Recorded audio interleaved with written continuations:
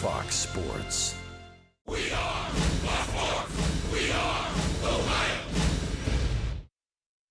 My, oh my, what an opening day it was. Beyond the always impressive festivities before the game, the Reds came through during the game with some clutch hitting from the offense, scoring 5 runs in the 8th. And then how about the 9th? Amazing catches by Tyler Holt and Billy Hamilton. It all added up to a Reds win on opening day. What do they have in store for opening night? We'll find out next.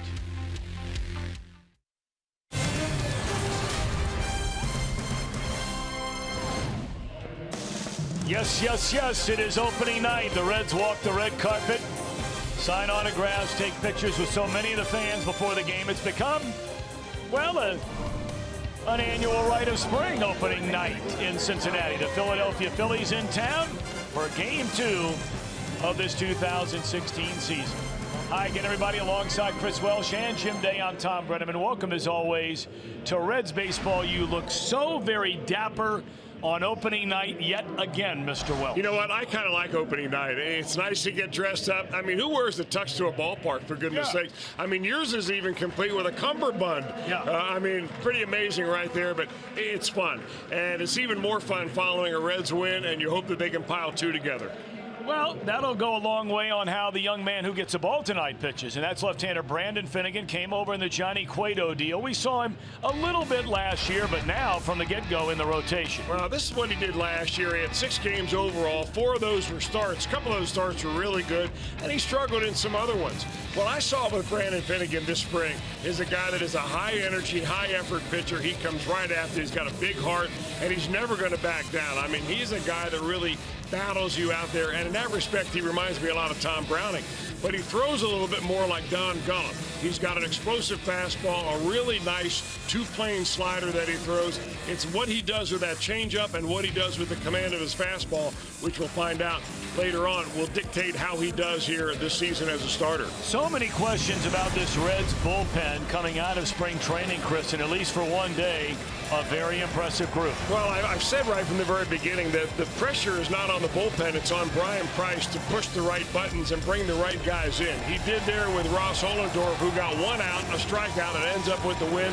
J.J. Hoover comes in to get the final 3 outs of the ballgame. So 3 innings, did not give up a run. You'll take that every game. It's not going to happen every game, but certainly those guys out there are itching for a chance to pitch. You know, they're in the big leagues, a lot of them for the first time or the first or second time in the big leagues, and we'll see as the season goes on. But right now, all is good out there in that bullpen. And all was mighty good on opening day, a healthy Zach Kozite. We're going to say hello to Jim Day, standing by when we return.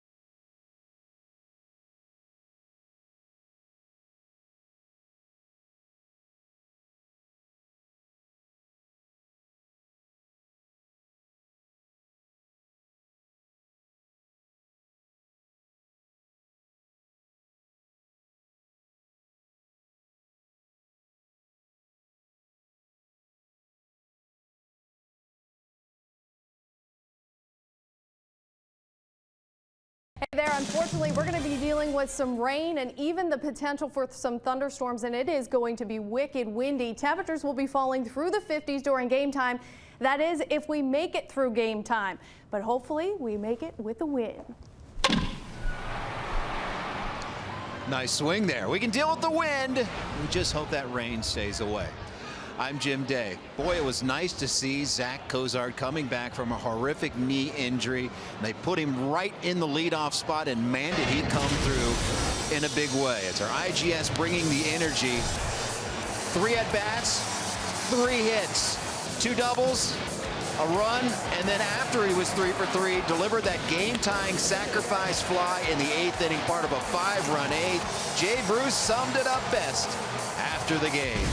The thing I think I was most happy about today was Cozart's return.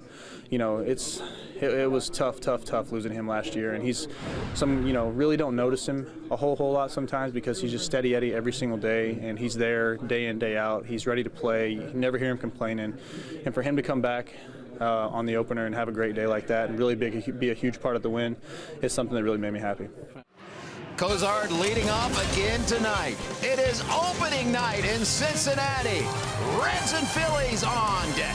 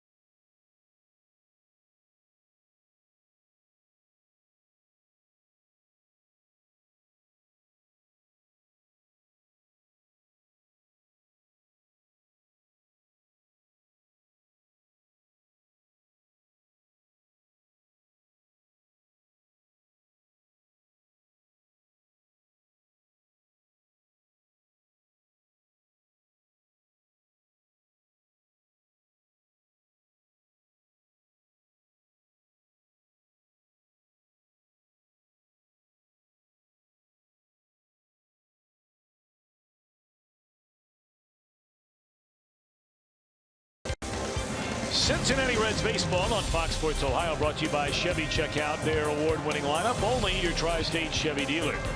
By Cincinnati USA Regional Tourism Network, stay close to CincinnatiUSA.com. And by Skyline Chili. Boy, does that sound good about now. Feeling good. It's Skyline time. And you get a look at the beautiful skyline downtown Cincinnati.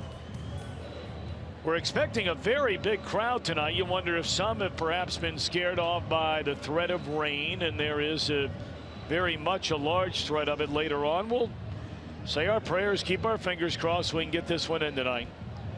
Let's take a look at Pete Mackanon's starting lineup for the visiting Philadelphia Phillies.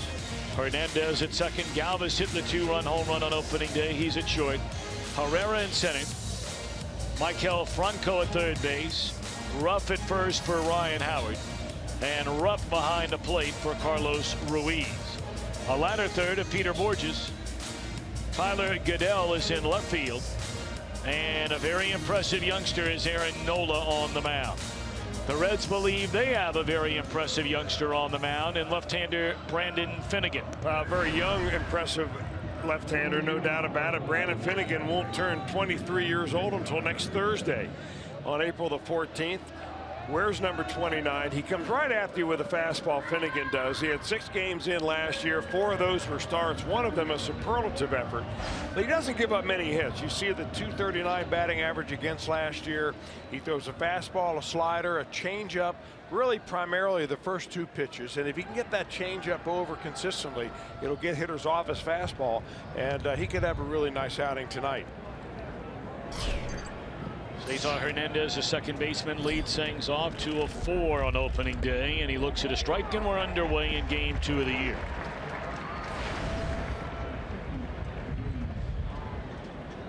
Well, the temperature dial says 55, but with a stiff breeze, and man, look at the flags. We'll show them to you out in left center field as it goes to 0-2 on Hernandez.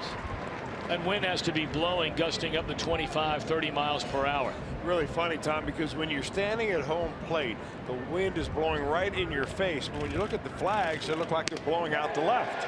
Speaking of blowing, blew a fastball right by Hernandez, and that's good morning, good afternoon, and good night. What you need on a cold night is some gas.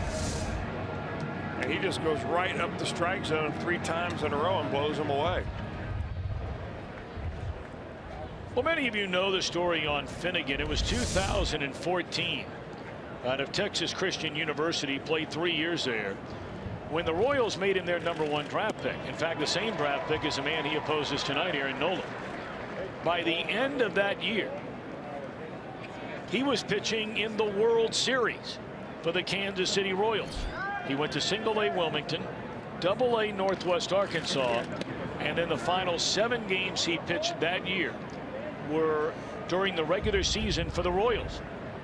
Pitched in the wild card game, the division series, a league championship series, and ultimately the World Series. And that's the one you may remember that Kansas City lost in 7 games to the Giants.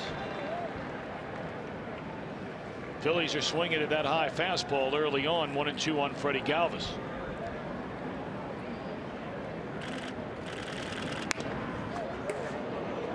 Well, Finnegan is not a tall guy. They list him at 5 feet 11 inches, and that's being a little bit liberal. And what I found over the course of years is that those pitchers that are a little bit shorter have a good chance of pitching upstairs more effectively than tall pitchers. And his fastball is explosive, and they are chasing it and not being able to get on top of it. Still 1 ball and 2 strikes. You know, case in point is Jeff Bradley. When he pitched, you know, he was very effective with his fastball up around the letters, whereas a big tall pitcher like, you know, some of the other guys you see have worked that downward plane. So Finnegan is all power, rears back, fires a 4-seamer up there, doesn't throw a lot of 2-seamers. And upstairs is where he likes to live. That was a high fastball that's lifted in the air. Short right field, Jay Bruce, 2 out. Let's take a look at the Reds on defense, presented by Ford. Schebler getting the start in left field tonight. Hamilton in center, Jay Bruce in right. Same infield we saw on opening day until the very last minute. Brandon Phillips having some stomach issues, and so Ivante Jesus Jr. gets a start for Brandon. We hope he's feeling a little better.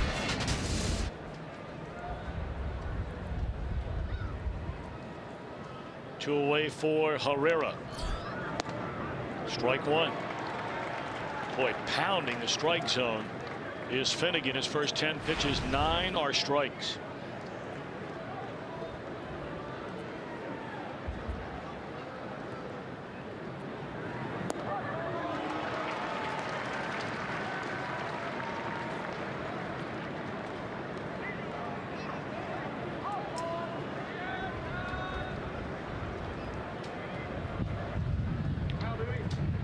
Quickly ahead of Herrera. No balls, 2 strikes.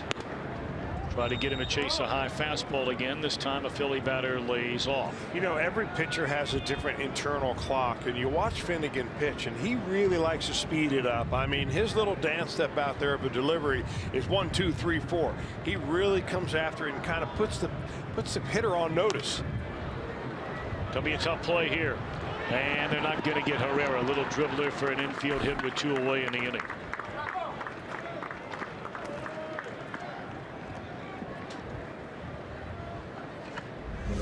Herrera can run, plus the fact that he's in the left-hand part of the batter's box and he's kind of swinging and running at the same time right there.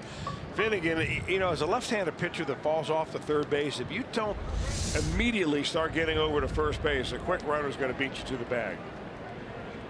That was just one of those no-man land shots right there, and that's the way it goes. So now Maikel Franco, the Philly third baseman. Be careful of this guy.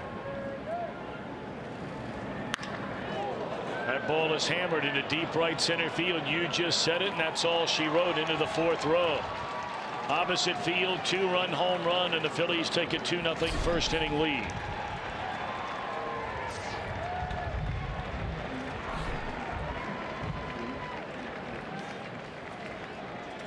Franco played last year.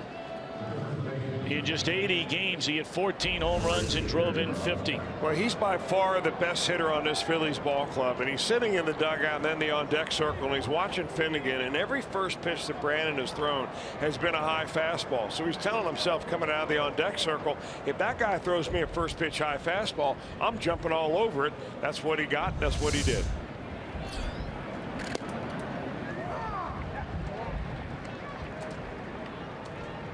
In 6 games and 1 at bat for this young, talented Philadelphia third baseman. He has 12 hits in 25 at bats against the Reds with 3 home runs, 4 doubles, and 8 runs batted in. In 6 games and 1 at bat. That's a lot of damage. 1-2 now on the catcher Ruff, who figures to see the majority of playing time this year. They went with a veteran Carlos Ruiz on opening day, but Ruff will be there by and large most of the time here in 16. Foul ball, still 1-2.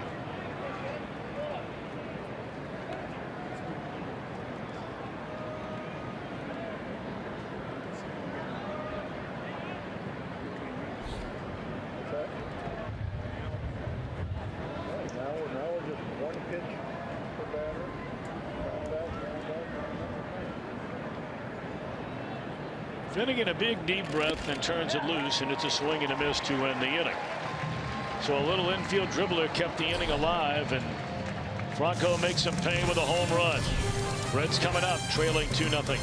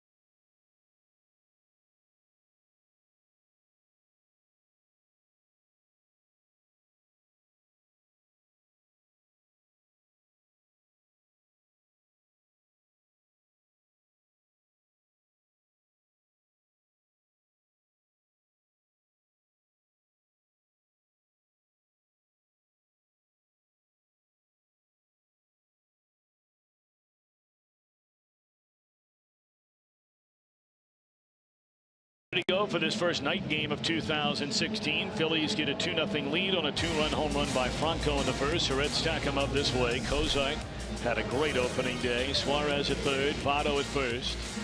Mesoraco behind the plate batting cleanup. Jay Bruce in right. Scott Schebler's first start as a ready at a pinch hit double in that 5-run 8th on opening day.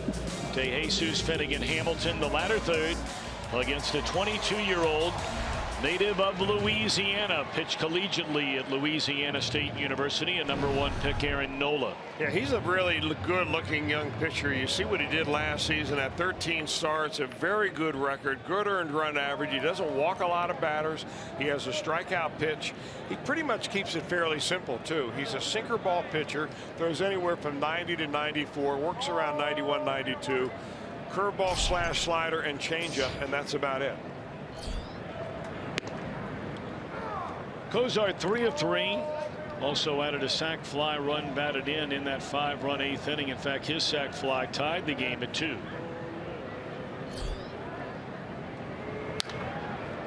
Behind 0-2.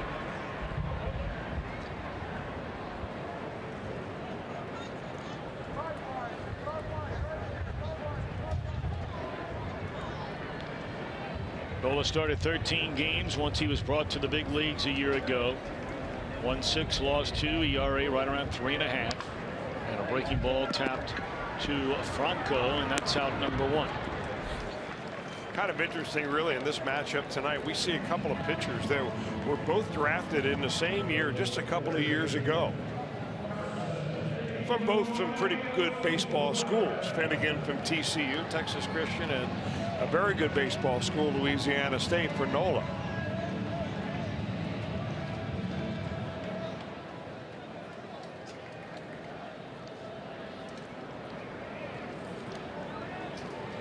Eugenio Suarez settles in 0 for 3 in the opener. Did draw a walk and scored a run. Just short of 100 games last year as a Red. Came over, of course, in the trade before the year for Alfredo Simon. And wound up playing regularly at short. After the injury to Cozart, puts a charge into this one, and it's a 2-1 ball game.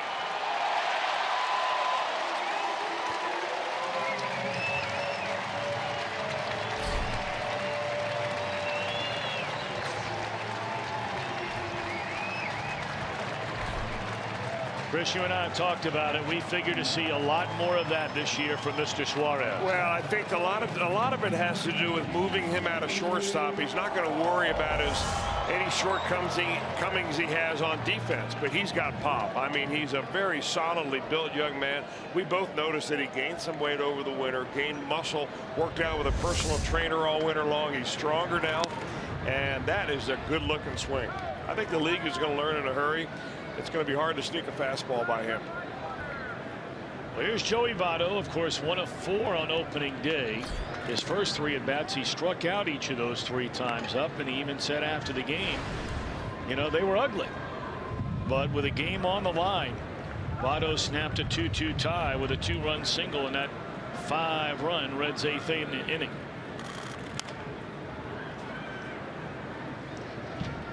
He had an amazing year last year. You know, he was top 3 in the MVP voting, mainly because he was one of the most difficult hitters in all of baseball to get out.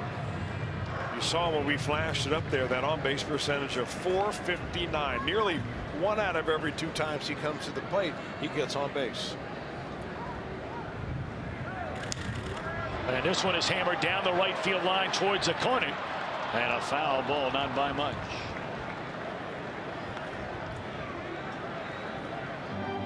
And really, it was a second half of the season that propelled Votto to what turned out to be a great year.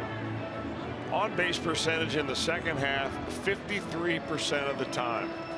Slugging went way up. His batting average went way up. What we just saw out of Votto there, him hitting the ball down the right field line, is almost something that you rarely ever see him do. In the second half of the year, he had 14 home runs. He walked 86 times after the All-Star break, struck out only 65 times.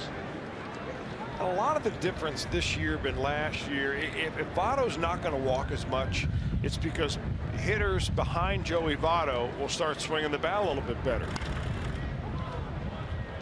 Took a bad hop on the first baseman rough, but he stayed with it 2 away. Think along with me for a minute. If you're facing Joey Votto in the lineup, and even if you don't have anybody on base, why would you go after him and throw him pitches right down the middle when the guys behind him can't do you any damage? So Votto's ability to actually get more hits, a lot relies on the guys who hit 4th and 5th in the lineup. And that's why it's so important to have Devin Mesoraco back on this ball club playing healthy.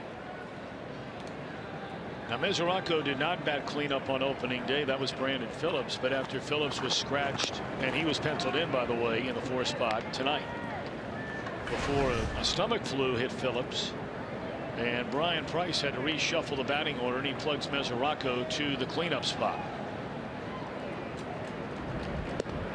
2-0.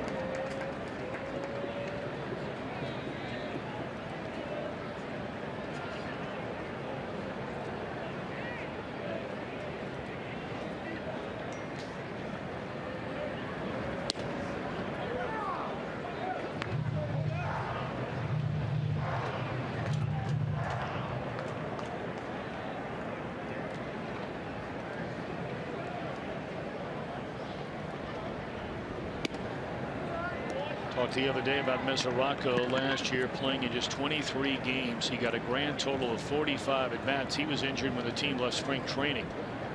Eventually his season ending with hip surgery. 3-1 delivery. In the air, left center field, sinking liner. Run down out there by Herrera to retire the side. Franco, a 2-run home run in the top half. Suarez gets one back with a long one in the bottom half.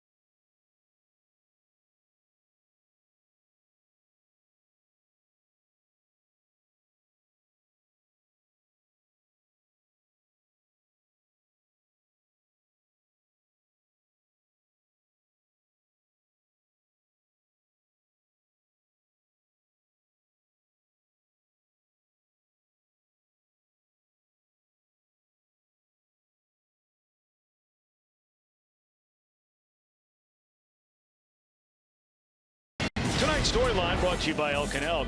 Chris, you were talking about the 2 starting pitchers going in that 2014 draft. Take a look at some of the other names that we've already come to know. Oh, you're right. And when you're talking about the top picks in that 2014 draft, Carlos Rodon, of course, the pitcher with the Chicago White Sox. Kyle Schwarber, we all know about Schwarber and the Cubs. Nola was the 7th pick overall. Michael Conforto's in the major leagues, and now Finnegan. That was the same year the Reds took Nick Howard out of University of Virginia, right-handed reliever, and we're still waiting for Howard to make his way through the minor leagues. Howard, another one of those pitchers. The Reds have done a great deal of this, Chris, in recent years, especially with very high draft picks, drafting college pitchers who were closers and turning them into starters. Ground ball to short. And Rupp thrown out by Cozart to begin this 2nd inning. Well, you're right, Tom. And really what you get when you get a closer in college, you get a guy who's pretty close to being ready to the major leagues, you would think. And you get a guy with a great arm, because most closers, even in college, are very hard throwers. So if a guy already is up around 95 or above with his fastball, that's half the thing of getting to the major leagues. But the problem with trying to convert a guy to a starter is that you have to teach him that 2nd or 3rd pitch. I mean, Michael Lorenzen, when he came in for Cal State Fullerton to close, he came in and threw 100 miles an hour, and that was pretty much Katie bar the door. But when you're in the major leagues, you can't just do that. You've got to have another pitch. And oftentimes you need a third pitch, and that's where the rub is how to teach a young pitcher who has never, say, thrown a changeup, how to depend on that changeup in the major leagues. And until they get that, they'll never be a starter. Now, Finnegan, if you're wondering, he was a starting pitcher at Texas Christian. Another ground ball again to Cozart, and that's pretty much money in the bank for Zach, 2 away. Well, and then he was converted to a reliever when it came up with the Kansas City Royals. Right. Those were his numbers his final year at TC. You take a look at some of those numbers. Really impressive. I mean, especially given the fact that I think when he was the year before, he didn't win a ball game. I think he was 0-8. So he turned his college career completely around and obviously opened a lot of eyes for pro scouts. Goodell, the left fielder, takes up and away ball 1.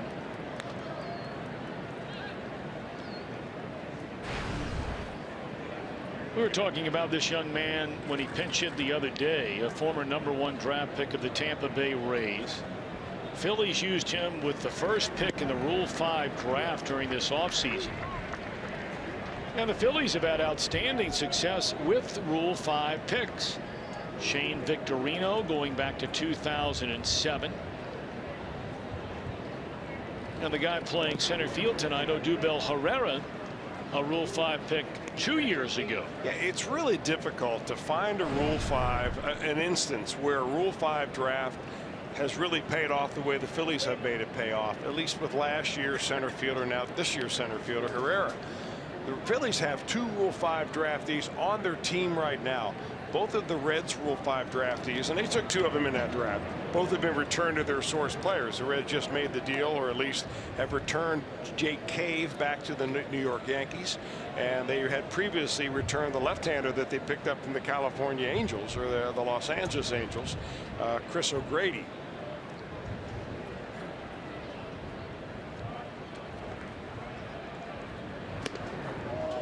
Fastball in, full count. Well, the Angels might be able to use O'Grady right now because they were overwhelmed the first 2 games of this series by the Chicago Cubs. Yeah, the question was it all Cubs or was it partially Angels? It's hit a long way down the left field line, but turning foul. That had enough to get out of here. Showed a quick little bat on an inside fastball right there.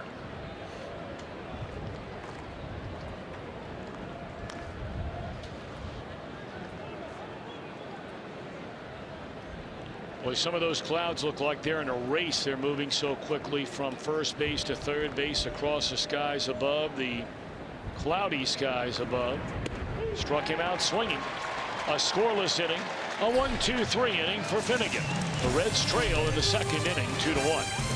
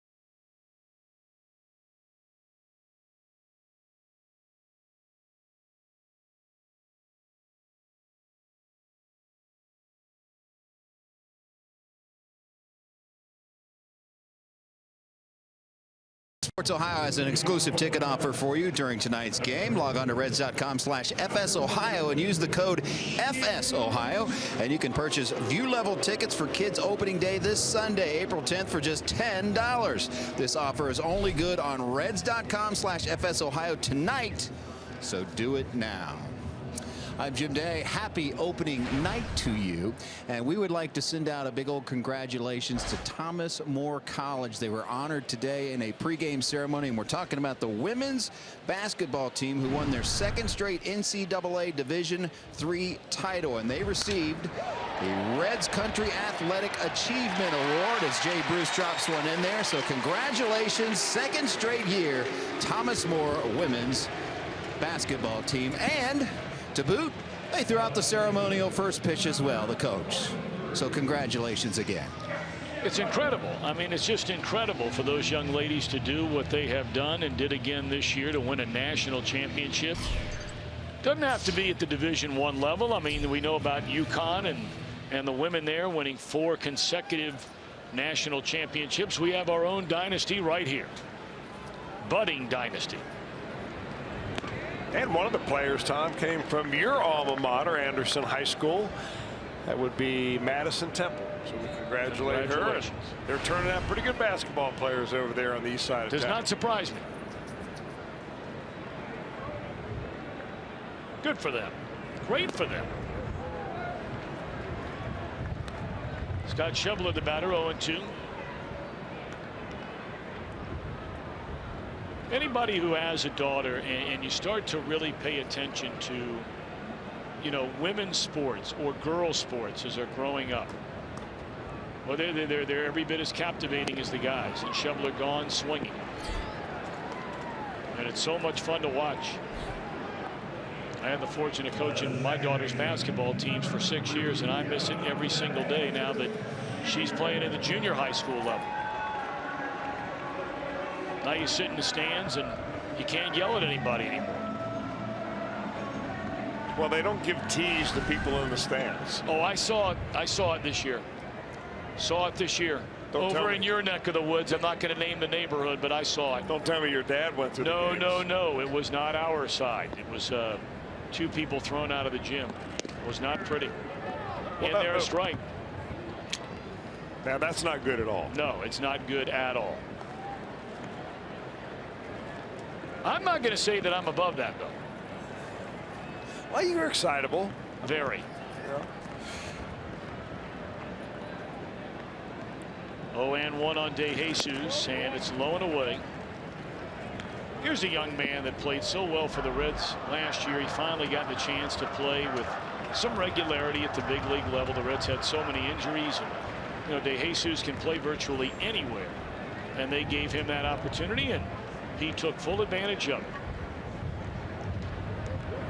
You have to wonder if it's starting to rain a little bit now, because a lot of the fans all of a sudden are springing to their feet and making their way for shelter. Forecast does not look good, but we shall see. 1-2 on De Jesus. He went around. 2 away in the inning. Good looking slider right there. I mean, that's the bread and butter breaking ball for Aaron Nola.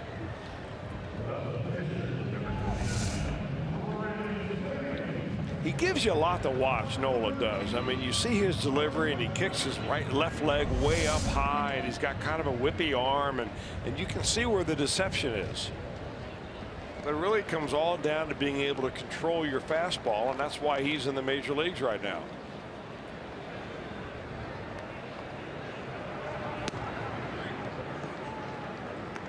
Brandon Finnegan batting 8th in the order. Billy Hamilton still batting behind him in the 9 hole.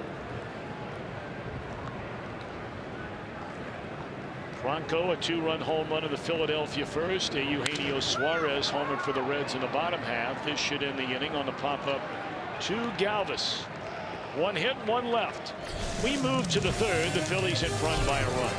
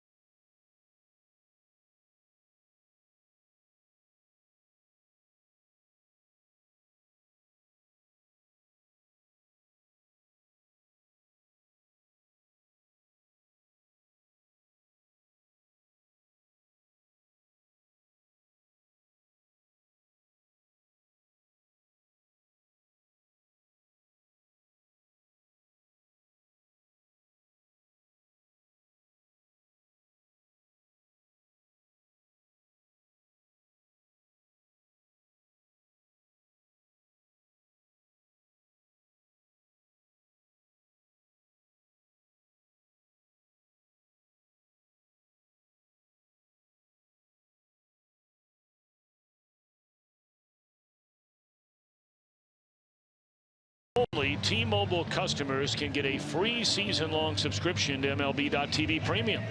Go to T-Mobile.com/MLB, sign up now, and catch every moment on America's fastest-growing LTE network. Windy, rainy now, Cincinnati.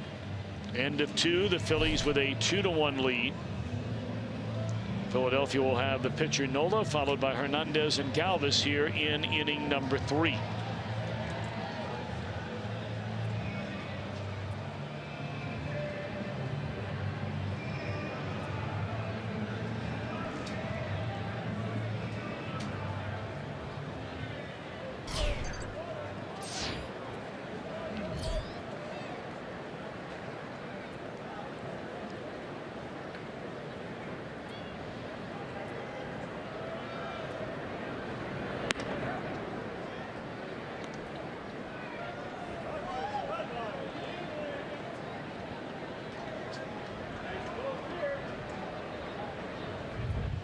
Finnegan had a 1-2-3 second inning after giving up the 2-run home run in the first. He just had bad luck really with 2 outs in that first inning.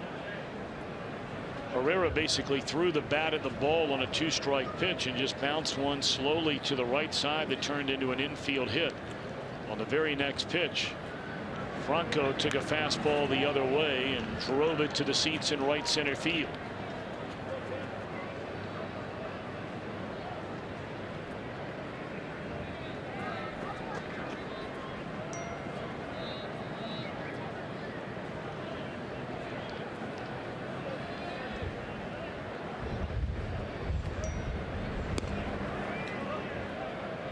Two and two pitcher against pitcher. One thing you really got to like about Finnegan is his pace of play. I mean, he gets the ball and he is ready to go. Strike 3 called, a breaking ball that tickles the outside corner. Well, we invite you to follow the Reds live with MLB.com at Bat, the app, all year long. You can stay up to the moment at any moment. Game day, live video game, video highlights, StatCast, news, and more. Download MLB.com at Bat today.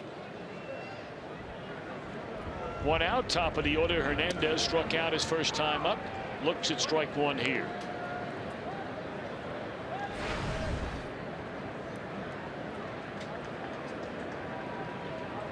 You were talking about Mike Leake, the former Red, traded away last July to the San Francisco Giants, signed as a free agent with the St. Louis Cardinals, and he makes his Cardinal debut tonight, trying to keep his team from being swept in a 3-game set to begin the year against the Pirates. Pirates have a pretty good ball club. Talking to those guys around the Phillies who saw the Pirates a lot in spring training.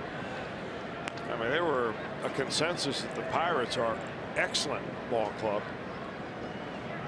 And Mike Leake needed 46 pitches to get through the first inning tonight. Did only give up 1 run, but that's a lot of labor to get through the first frame.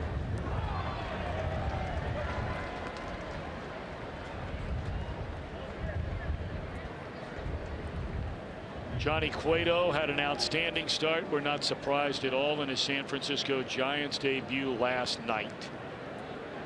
7 innings of 1-run baseball, getting the victory over the Milwaukee Brewers. I think Giants fans are going to fall head over heels in love for Johnny Cueto if he stays healthy. It's fun to watch, and he's really good.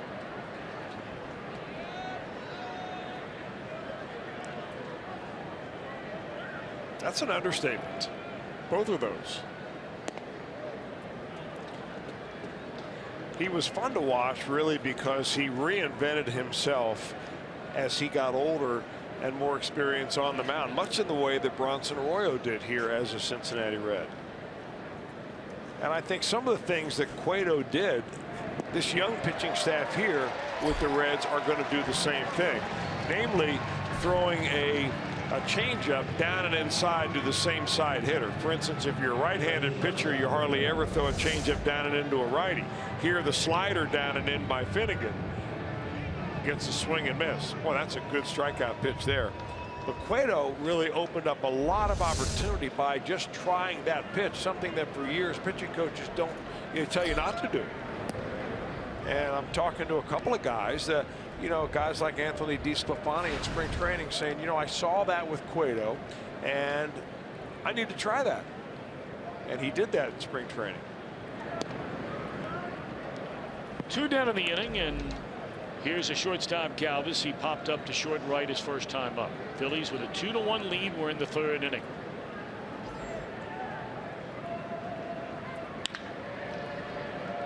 Onto the glove of Suarez. This will be 2 bases for Galvis.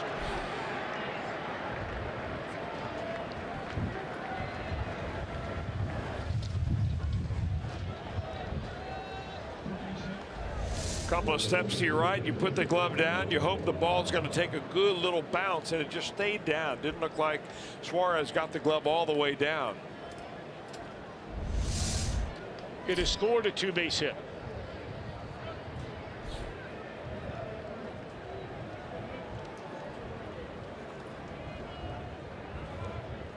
We're talking about Johnny Cueto and the Giants. They were going for a sweep, 3-game sweep in Milwaukee today, but the Brewers were able to come away with a 4-3 win.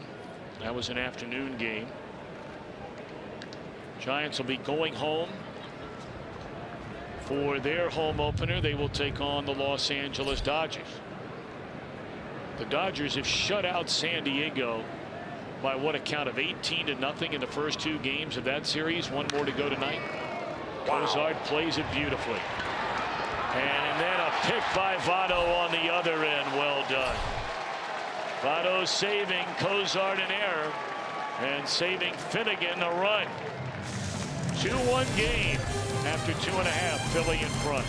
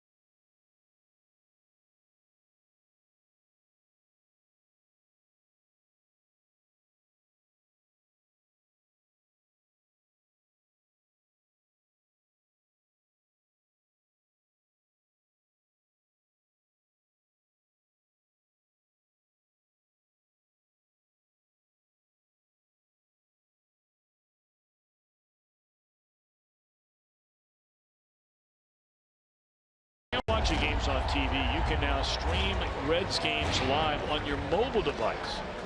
Just go to your app store, download the free Fox Sports Go app.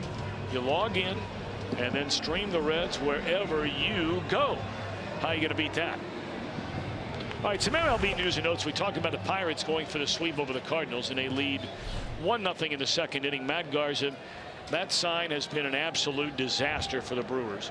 And now he's on the DL. They're saying from 4 to 6 weeks. Trevor Story, perhaps the biggest story in all of baseball. First player in Major League history to homer in each of his first 3 games. His first career start in the season opener, he hit 2 home runs off Zach Greinke. Cy Young Award winner. He didn't pitch like one the other night. The highly touted D-backs lose 2 out of 3 in that series to Colorado to begin the year.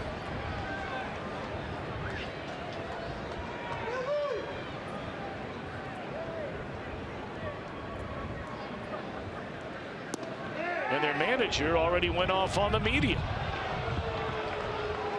Billy Hamilton is out of there on strikes.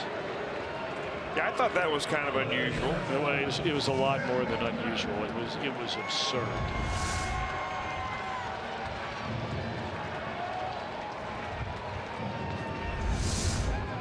For those of you that didn't see it, Chip Hale, the manager of the Diamondbacks, who's a good guy and is, by all accounts, a very good manager. People think he has a chance to be a great manager. We'll see.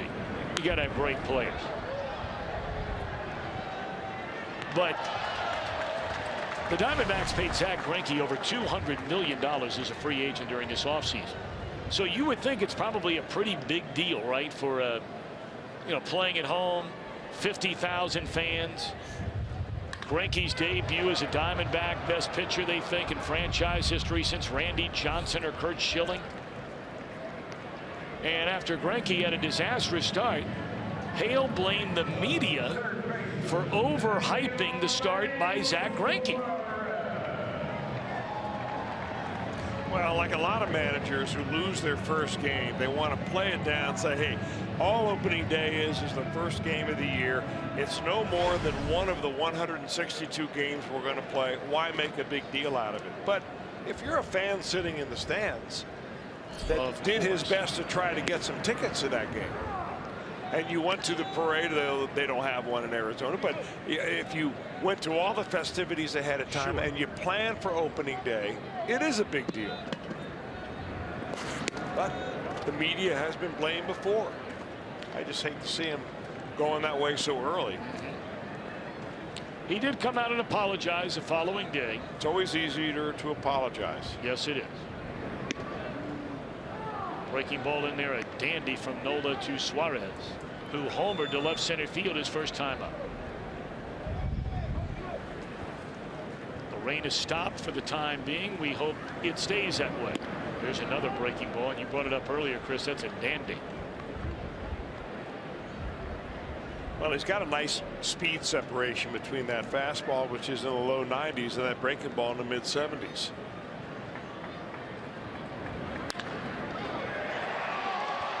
Foul ball. Boy, that was right there. It appeared to straddle the bag, but apparently not, according to Bill Miller, the third base umpire.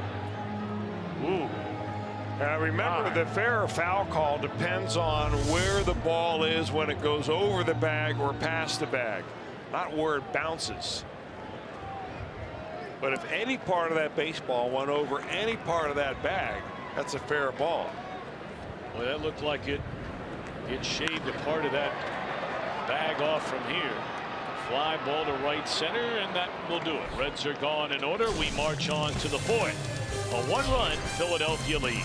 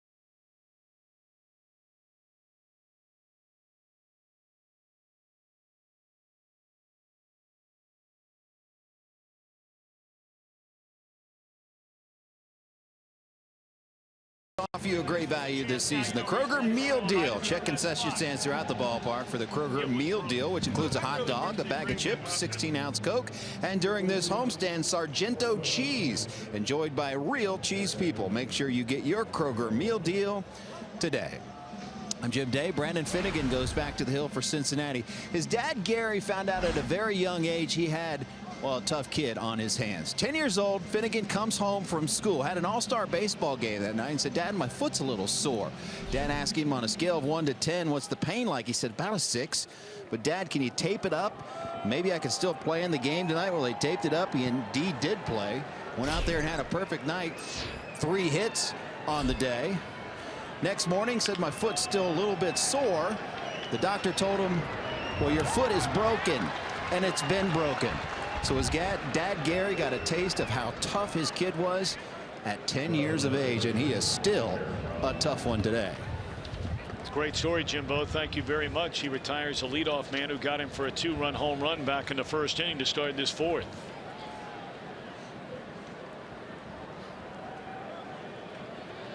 Jim Day, you're looking very dapper tonight. I mean, I meant to pass the same along to Brian Giesenslaw as that one is launched into right field, and Bruce will run it down. You almost wonder if the wind perhaps did not knock that down a little bit. It is blowing in from right center field towards the third base bag. Well, it has to be. I mean, take a look at those flags. I mean, rarely do you see those babies flapping out there. They probably sound like firecrackers, the way those things are flipping and flapping around.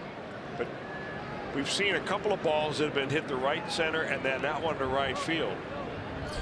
Bring them on back. 2 away in the inning for Rupp. And a fastball is a strike. But, you know, Jim, Brian Giesenslaw, Jeff Pecora and company, and now you look so dapper tonight. Although I got to tell you, your rain gear takes a bit away from the tuxedo that you're wearing. Stay dry, Tom. Got to stay dry. I understand. I understand. Eugenio Suarez says I look like a waiter, and pitching coach Mark Riggins said I look like a valet guy. So yeah, somebody handed me that. their car keys before the game. I told him if I thought that you would give me a tip, I would gladly go get your car. But the person who asked me about it, really cheap. Wouldn't give a tip even if they had to. Talking about Kelch here, or? No, Jamie Ramsey from the Reds Media Relations Department. The Better Off Red blog guy. That's exactly right. Does a good job at it, too. Yes, he does. Foul tipped into the mid of Mesoraco, and a 1-2-3-4 on 6 pitches for Mr. Finnegan. Reds down a run. They back. Heart of the order coming up.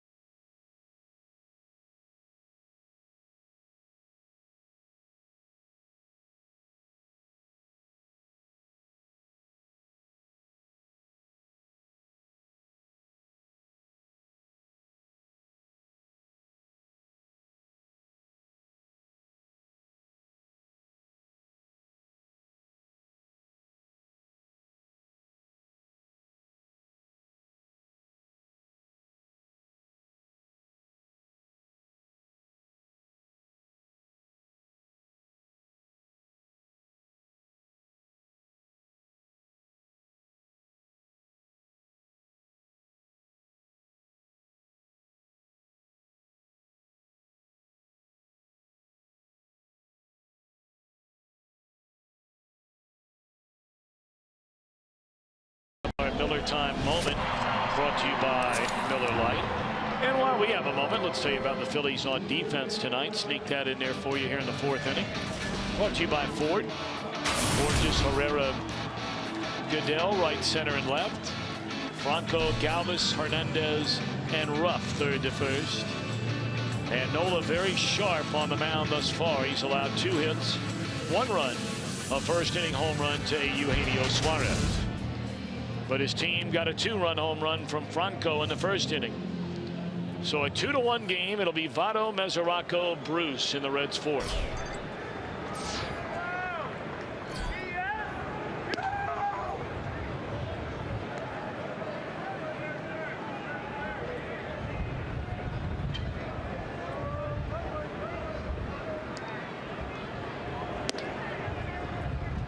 Joey tapped out to his counterpart, his only time up.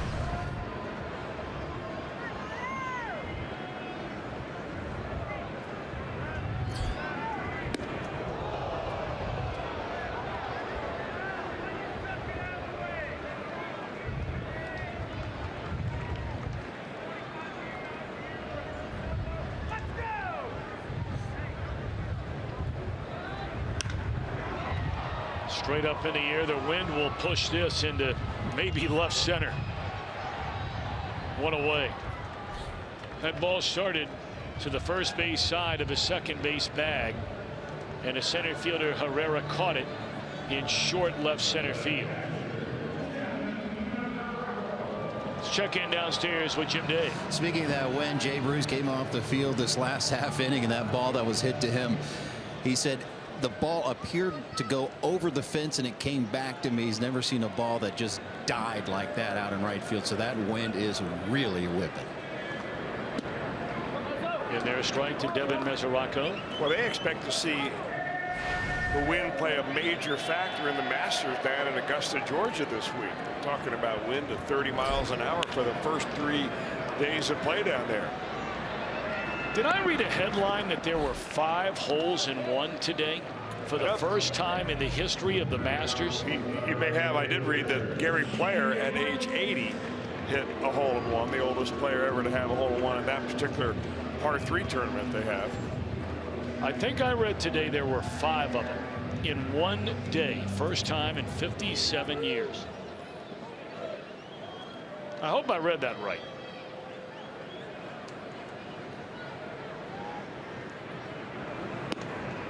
Jay Bruce takes up and away, ball 1. Jay singled to left field his first time up. 8 in a row retired by Nola since Bruce's single to lead off the second inning. And now the third baseman and the shortstop will trade places.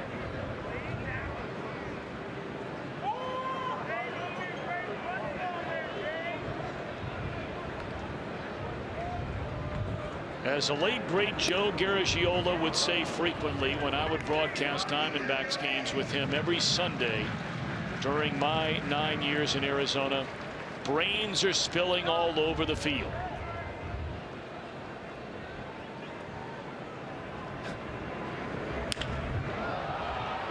Hooked into right, and the inning is over. It's a great line. Back-to-back perfect innings. What's that? It's a great line. It's a great line.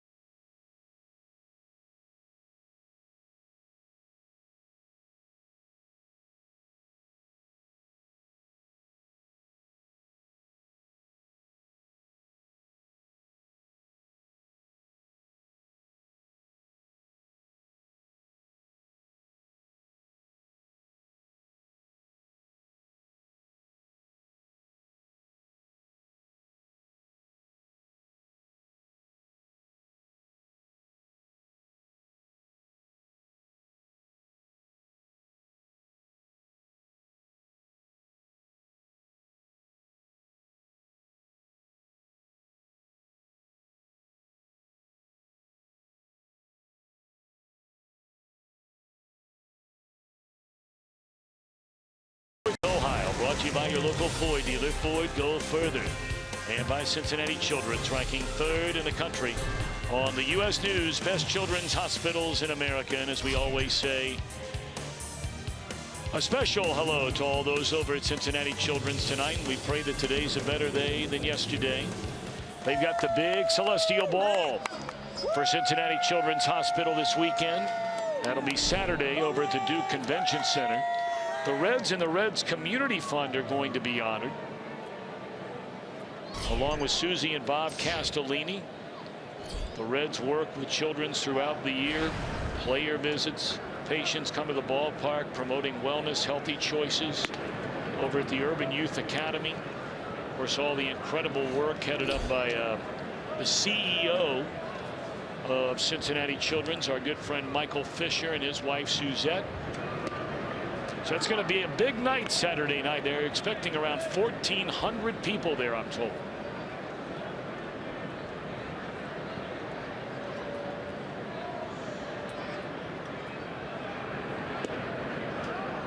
Phillies bat in the 5th inning. These two young pitchers are pitching very, very well here tonight. Finnegan gave up a 2-run home run in the 1st. Nola surrendered a solo shot to Suarez in the bottom of the inning. Neither team with a run since, and here we are in the 5th. Well, they're both throwing strikes, and that's the first thing that you have to do to control a ball game. In fact, Finnegan has about twice as many strikes as he does balls, actually more than that.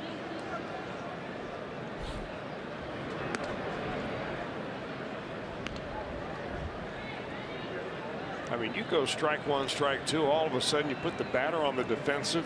They start expanding the zone, chasing pitches that they can't handle. Suarez will handle this one. And a perfect goal throw to Votto, it looked like, and then it sailed on him a little bit. Votto catches the ball. I don't know if his foot was on the bag or whether he tagged him out, but it's an out. It did look like that ball sailed on him a little bit. Maybe some tail that started right at him and then kind of stayed away. Votto fortunate right there. He didn't get that glove in the way of the runner as he came down the line. You oftentimes see some really horrendous injuries to the glove hand of a first baseman, and that happens. It's a nice nimble play by the Reds first baseman. And by the way, our statistician Joe Luckett was kind enough to pull up on the computer. When I read that headline, that was still early in the day today, about the 5 holes in one. There were 9 holes in one in the prior 56 years of that par 3 tournament. There were a total of 80 holes in one over 56 years. Today they had 9 in one day. That's pretty amazing. Pretty amazing.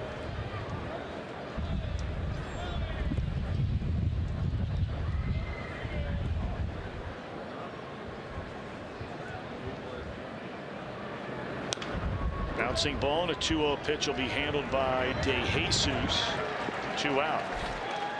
Boy, Votto's earning his money over there at first base tonight. Again, we don't know if it's the wind or just some errant throws or a combination of the two, but that was not an easy ball to handle.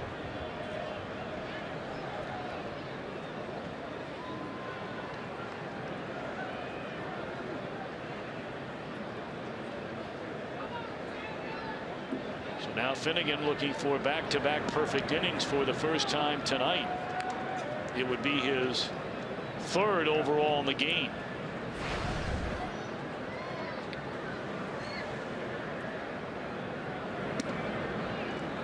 Boy, does he look good tonight. And I only bring that up because we saw such a small sample size, if you will, of Finnegan last year. Pitched in 6 games, 4 as a starter. And man, he is dealing tonight. 7 strikeouts through the front 5, but he trails 2-1.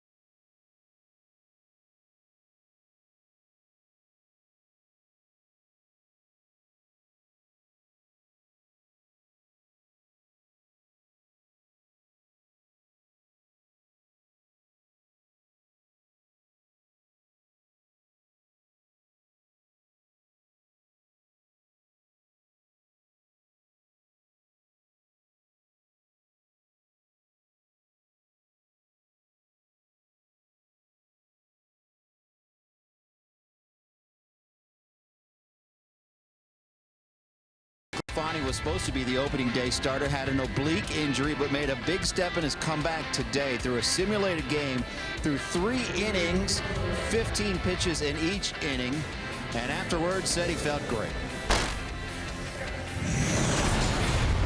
Felt good. I felt like the ball was coming out good. You know, I talked to Bruce, Hamilton, and Holt, and you know, they said the action on the pitches were all good. It was coming in good.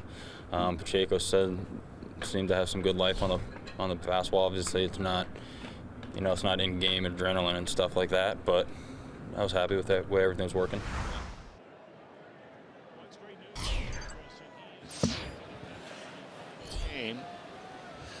The plan is, guys, that he is supposed to pitch Sunday, but before they sign off on that, they'll see how he feels tomorrow. He'll throw a bullpen session on Friday, and then we should know then that he will indeed start on Sunday if he has no setbacks. That'll be the final game of the Pittsburgh series. You know, tomorrow's a big day. I mean, you know, you talk about the future of the Reds and all these young stallions they feel like they have in the organization, especially the pitchers. And tomorrow, Chris, front and center, we're going to get a look at Robert Stevenson. Yeah, I'm excited about seeing Robert Stevenson. You know, he's a young man we call with a golden arm. He's got a tremendous fastball, and he just has to figure out a way to slow that internal clock down a little bit, kind of take a deep breath and relax. It's a lot easier to say than do. Schebler gone for the second time in as many at-bats on strikes, 1 away. The rash of injuries that hit the Reds pitching there in spring training was really just devastating. I mean, starting with Michael Lorenzen at the very beginning of the spring, you know, he came in, his arm was barking a little bit, he tried to pitch through it, it didn't work out, and then suddenly they're going to shut him down for nearly a month before he throws. You know, you have other guys that you expected to be competing right there. I mean, DeSclafani was essentially given the opening day start if he was healthy. So he goes on the list at the very beginning. John Moscott. John Moscott was expected to be in the rotation. Really his job to lose. So there will be some changes down the road in this rotation as you go along. But you couldn't be happier so far with what we've seen out of the first 2 guys out of the gate. No doubt about it. Yesterday, no walks, 7 punch outs. And the way that Finnegan's throwing the ball tonight, get him a couple of runs. 0-2 on DeJesus. And it stays right there. And then, you know, those guys you just mentioned. And of course, you couple that with 2 guys that you knew were not going to be ready for the start of the year. That one of them's guaranteed a spot in the rotation in Homer Bailey, and the other figured to be pretty close to a lock to be in that rotation to begin the year, in John Lamb. Yeah. Well, a lot of people have asked, you know, what do you expect of Homer Bailey when he comes back? And I got to tell you, with the way that he has progressed off of his surgery and all the reports that you get and people you talk to have seen him throw all of his bullpen sessions and all, you expect him really just to come right back and almost be in midseason form. Now, he'll have some pitch restraints as far as number of pitches and innings and so on. But I imagine that you're not going to see an injured pitcher on the mound. You're going to see a guy that is ready to go like he's 100% healthy, and that will really give a big boost.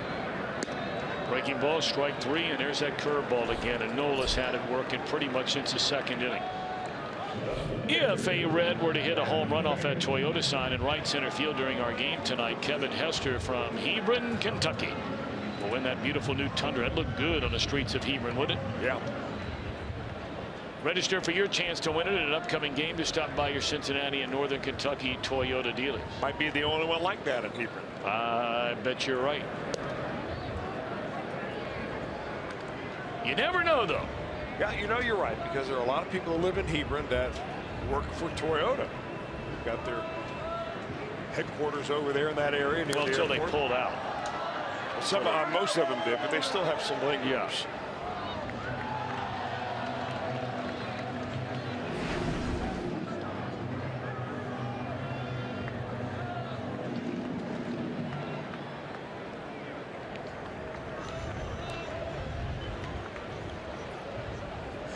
And 1 the count on Finnegan. You're right, though. I mean, you know, you see somebody out there maybe has a, you know, little really sweet garage out in the backyard, does some work in there when they get some free time. Hardcore Reds fan, paint that baby up. Now, we see a lot more of that during football season. Yeah, where guys will paint up a band with Bengal stuff, whatever it is. I'm wondering, is that paint or is that a decal? It's a good question. I don't know. I mean, I would like to see that decal, if it is one, you know, on your Mercedes, trucking down the streets. Very, of very Terrace good. Park. No doubt about it. What do you think about that? I think it's a great idea. Talk to our friends over at Cincinnati and Westchester and see if we can make that happen.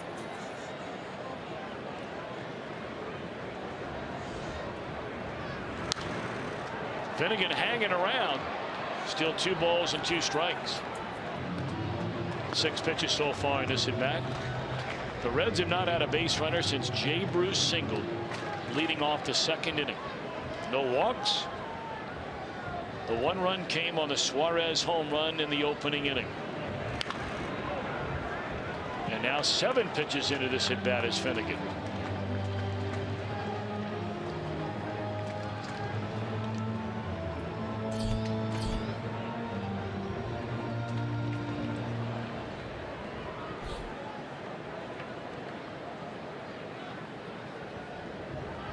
Longest at bat by a Red tonight. And now there'll be a 9th pitch in this at bat. Crowd applauding the effort here by Brandon Finnegan. Why not?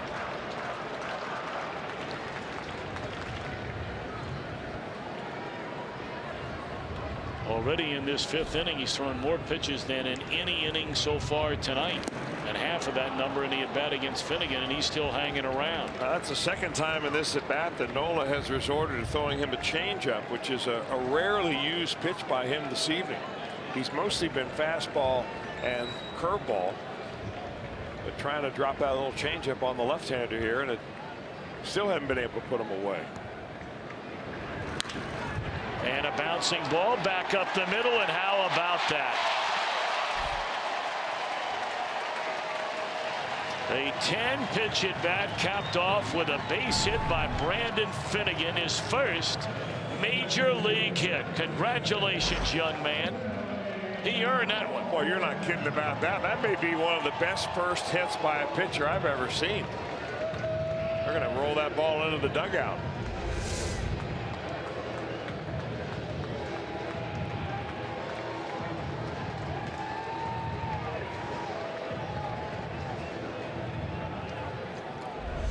Well, the only way to make it better is if he would get it in a Reds win.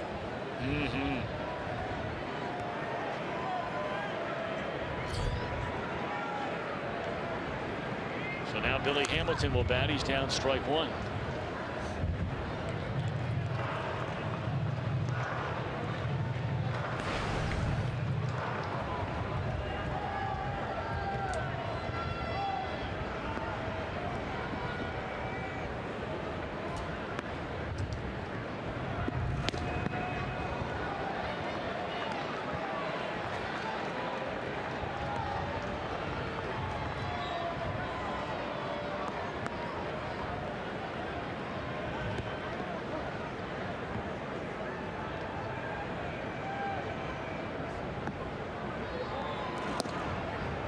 Here's strike 3 to retire the side. 1 hit, 1 left. We played 5. Phillies lead 2-1.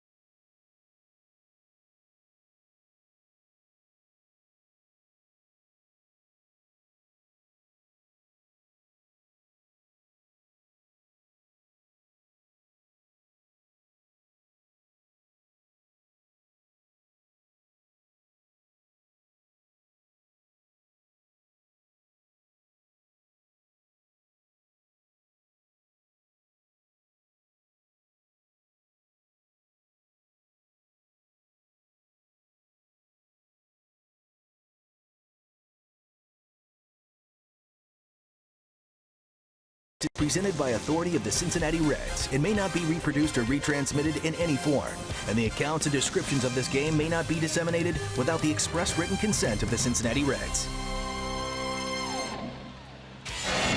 Well, our steel power tool performer, who else would it be, Chris, in this very impressive young left-hander Brandon Finnegan. I mean, he just comes right after you, doesn't he? And very much like the line that we saw yesterday with on Monday with Raisel Iglesias. No walks and 7 punch-outs.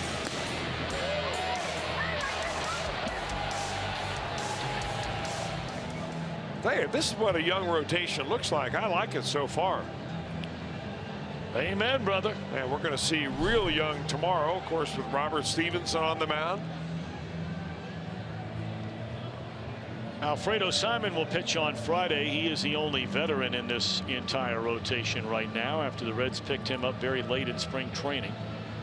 And then on Saturday, we'll see Mr. Iglesias once more, followed by, we hope, as Jim Day reported a short while ago, Anthony DeSclafani on Sunday before the Reds embark on their first road trip of the year.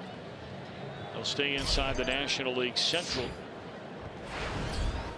They'll play the Chicago Cubs 3 games next week, all night games, which is very odd, especially in the month of April. But the Reds have almost become the designated night game team for the Chicago Cubs over the last 2 years.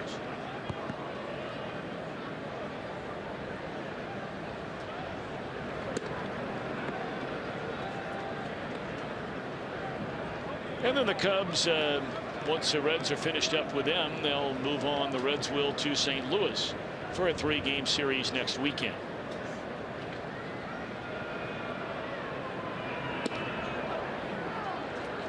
Top of the order, 3rd time around now for Finnegan. Hernandez has struck out swinging each of his first 2 times up.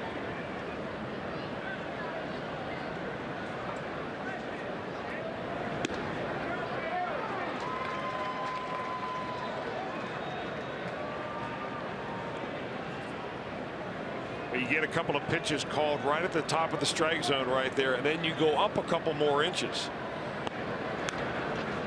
Just like he did there, and the batter will almost chase it every time.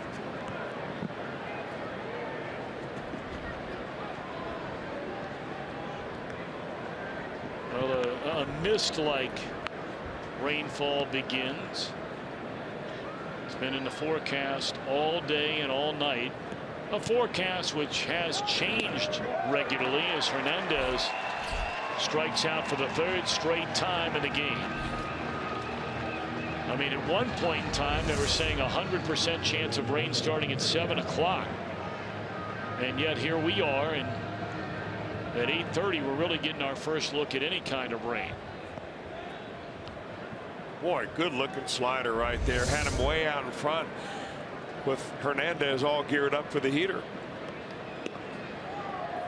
Well, if it's going to rain that much, it would behoove the Reds to get into the dugout and get a little action done offensively to see if they can't take a lead in this ball game. Because we are, of course, through 5, which would make it a complete game.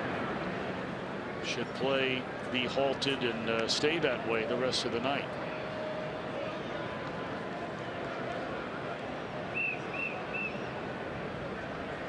Oh, Mom and Dad, enjoy those moments right there while you have them. Every single second of it.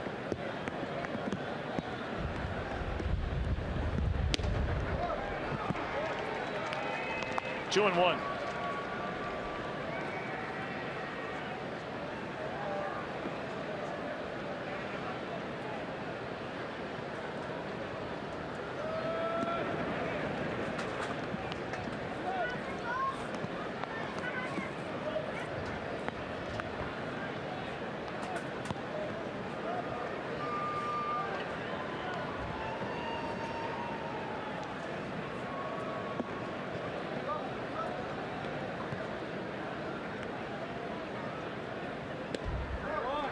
One pitch taken by Galvis in there, strike to run the count full. You have Herrera next.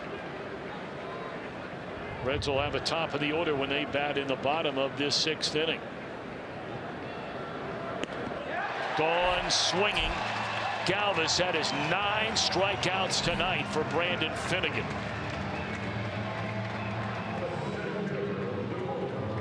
I mean, he's just playing good old-fashioned Country River fastball right here. I mean, he just roaring it in there, and they're just hacking and coming up empty.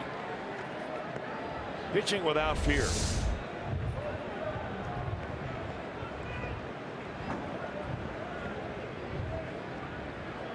Two away, and here's Herrera. The last Philadelphia Philly to reach base was Galvis when he doubled down the left field line in the 3rd inning. So 9 in a row retired by Brandon Finnegan. Trying to get the Reds back in the dugout and back to the plate. Fouled out of play, a ball and a strike.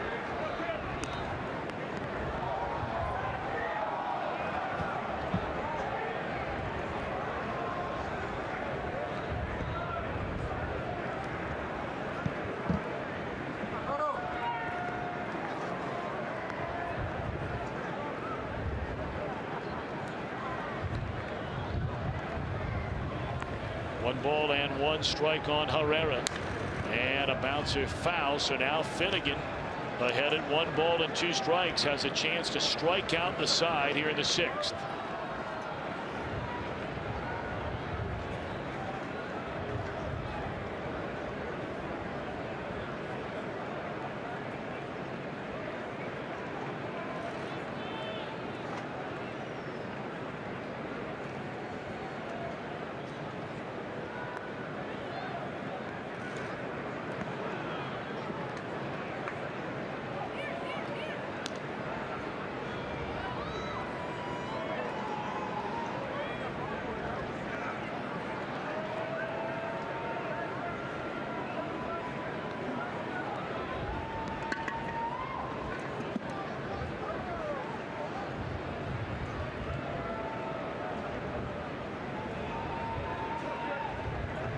Waiting on Herrera to get back into the batter's box, and now he's in there. Finnegan waiting on him. Finnegan not fooling around out there on the mound. Big deep breath, and here comes a break-even pitch. Bounces up there, full count.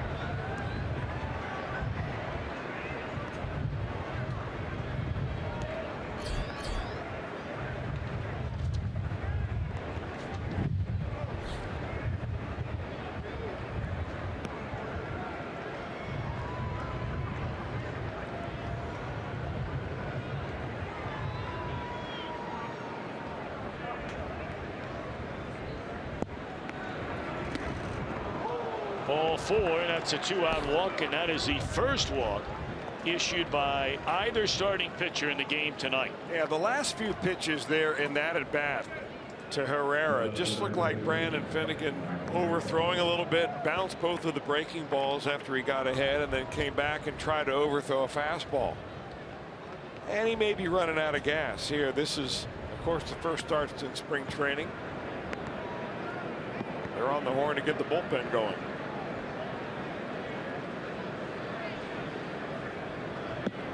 Franco, a 2-run home run in the opening inning. Let's take a look at it on Fox Vision here tonight.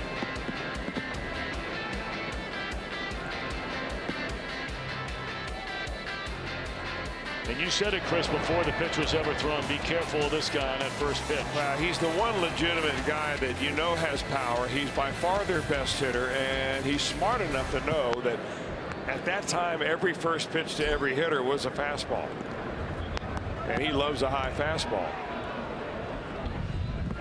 Finnegan appeared to lose his footing on that delivery to the plate that was in the dirt. Rain is still lightly falling. The wind is blowing harder now than it has all night long, and it's been blowing hard all night long.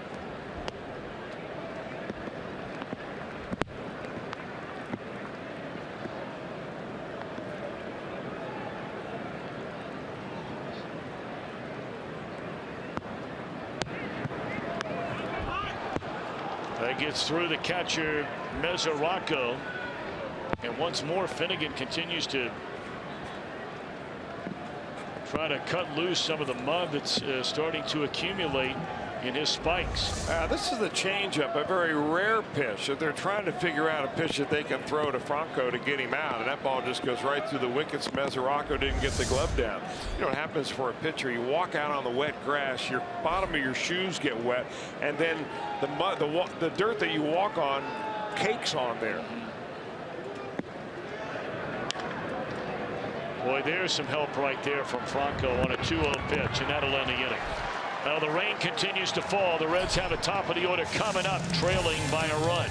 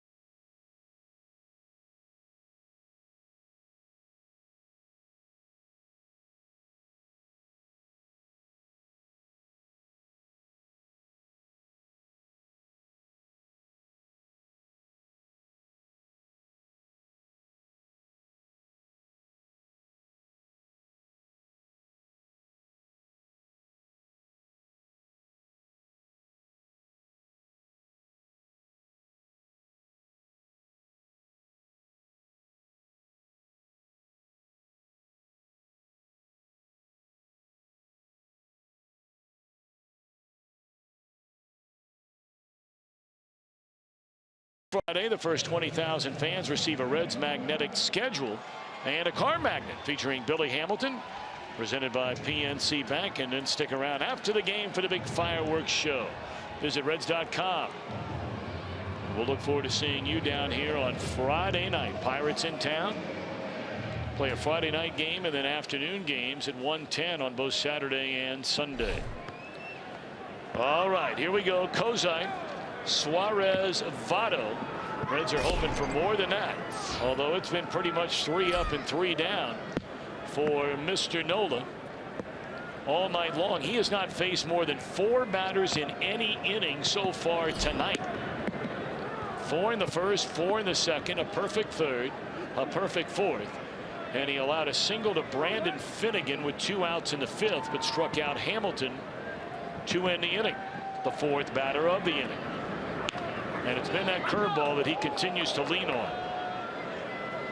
That's 3 in a row that he threw to Zach Cozart. He's got such a nice fluid motion. It doesn't really look like he puts a lot of pressure on his arm.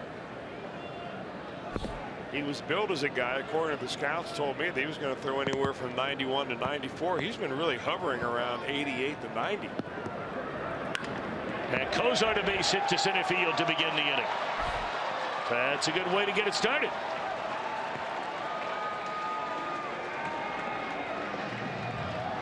The rain continues to fall harder right now than it has through the entire game. Not enough, it doesn't appear, to stop play yet. It's really hard to tell exactly how hard it is raining because the wind is blowing upwards of 30, maybe more than that, miles per hour. So it's almost blowing sideways coming down. Say that again. It's coming down sideways. There you go. Well, it didn't affect the ball that Suarez hit for a home run in the first inning. That ball was just a laser bomb of a home run. Picked up on a fastball, and ever since he's been up there after that home run, Nola's been really trying to keep that breaking ball on him.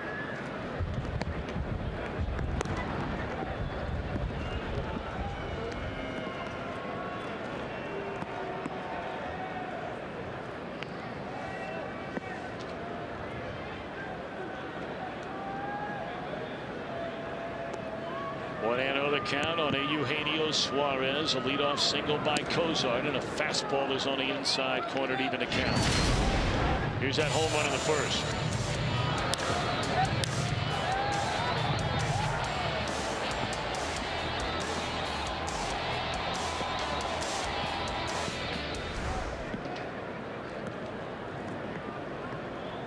Phillies have action in their bullpen for the first time tonight. That ball driven to center field, but right at Herrera, one away. Wind killed that ball.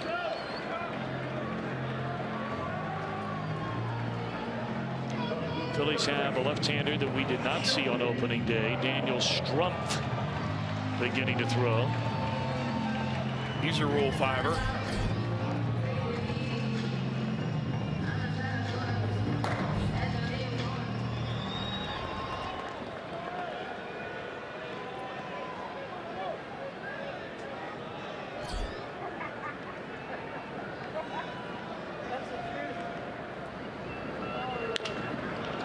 Taps one to the right side. He'll be thrown out. The tying run moves into scoring position, but 2 away in the inning, and Mesoraco due up.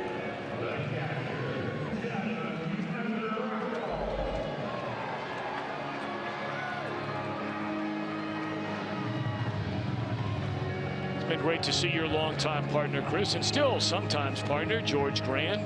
Yeah, George is going to be around this season for about a series or so a month, coming around, and of course he was part of our opening day show, pregame show yesterday. He will be joining our Fox crew when we head to St. Louis next week. Yes, and he'll be You'll joining be in us. Chicago. Yes, and George will be in St. Louis. Yes, and George will be joining us in the booth here in the 7th inning tonight. He was here, as Chris mentioned, as part of our opening day coverage Monday, and stayed around it. For the ball game tonight, Mesoraco and Votto go quietly. First pitch to each of them to end the inning.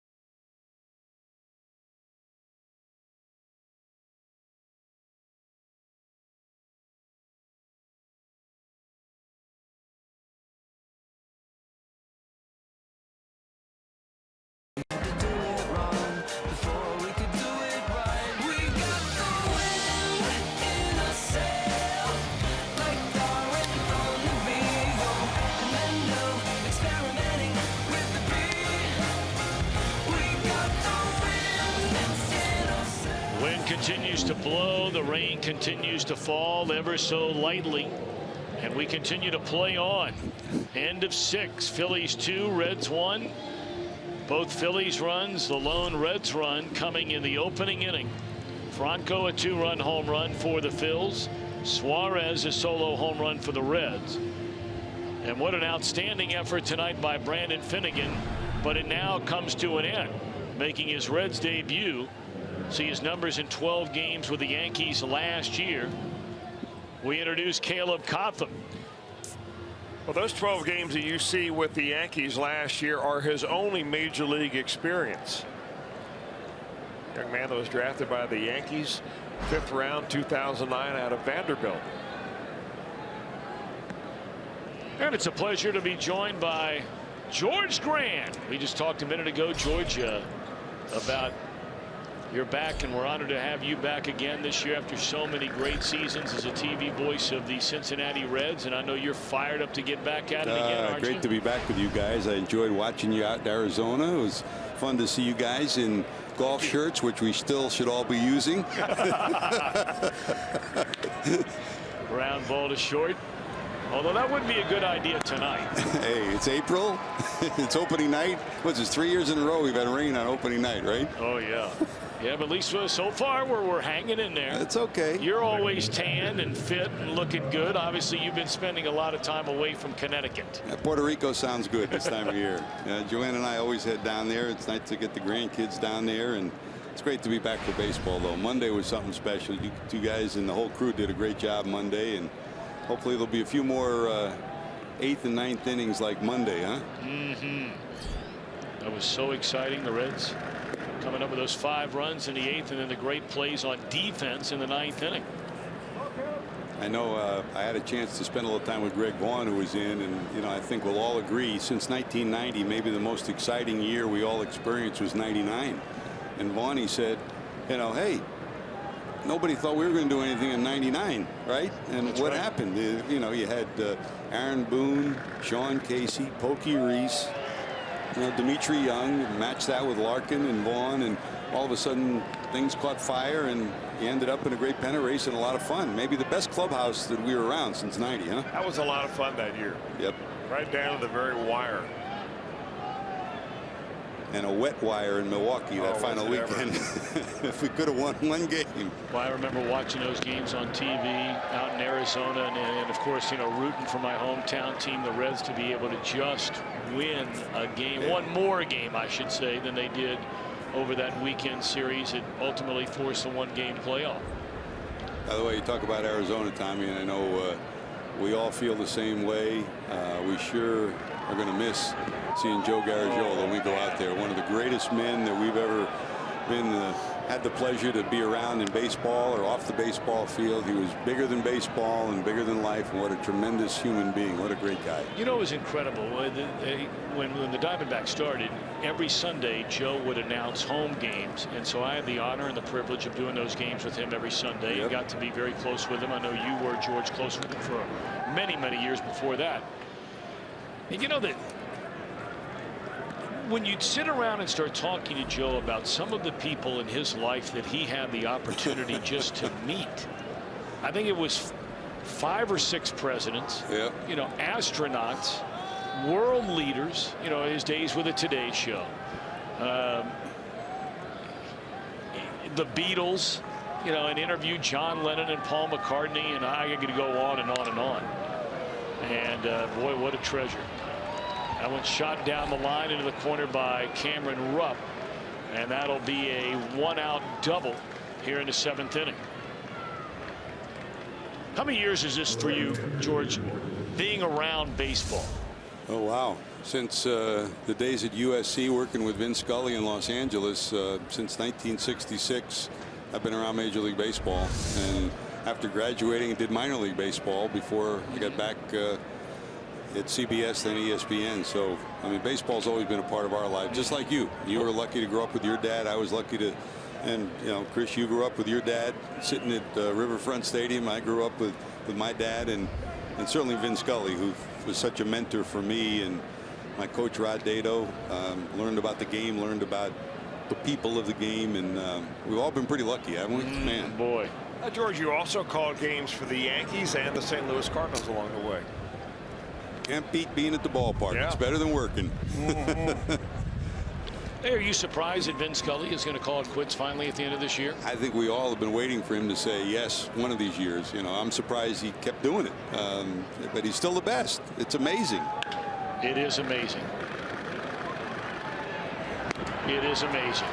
Nobody's ever done the game better than he does it. And no one is a greater human being than he is. He just is a special person. He's helped so many of us, growing up in the business. Yes, sir, he has. And it's kind of like, Chris, you said you knew you made it when you got to be on Joe Nuxall's postgame show. Yeah. And I think anybody that grew up in Southern California knew they made it when they heard Vin Scully say their name on Dodger baseball. George, I was just happy that you weren't like Vin Scully. That liked to work alone, that is.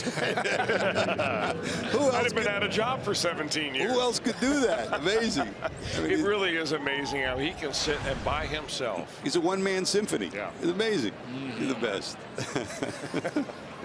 Well, here's Cedric Hunter going to come up and bat now for Goodell in left field. Runner at second. There are 2 away in the inning. Philly leading 2-1. And Hunter bats for Goodell. The pitcher spot due up next, and they have a pinch hitter standing on deck. We haven't really told you much about Caleb Cotham. He was one of the players the Reds received from the Yankees in exchange for Aroldis Chapman. Fastball that he's already thrown to 94 miles an hour, and a very good slider. Although tonight it's been kind of all over the place. There's one. This could be trouble. Hamilton coming, and he got it. Nearly a collision out there with Hamilton and Cozart. And Billy gets another great jump and makes another terrific play. That saves a run. Wow. He is something. Can go get it as well as anybody in the game in center field. They stand and stretch at Great American Ballpark. Reds down 2-1.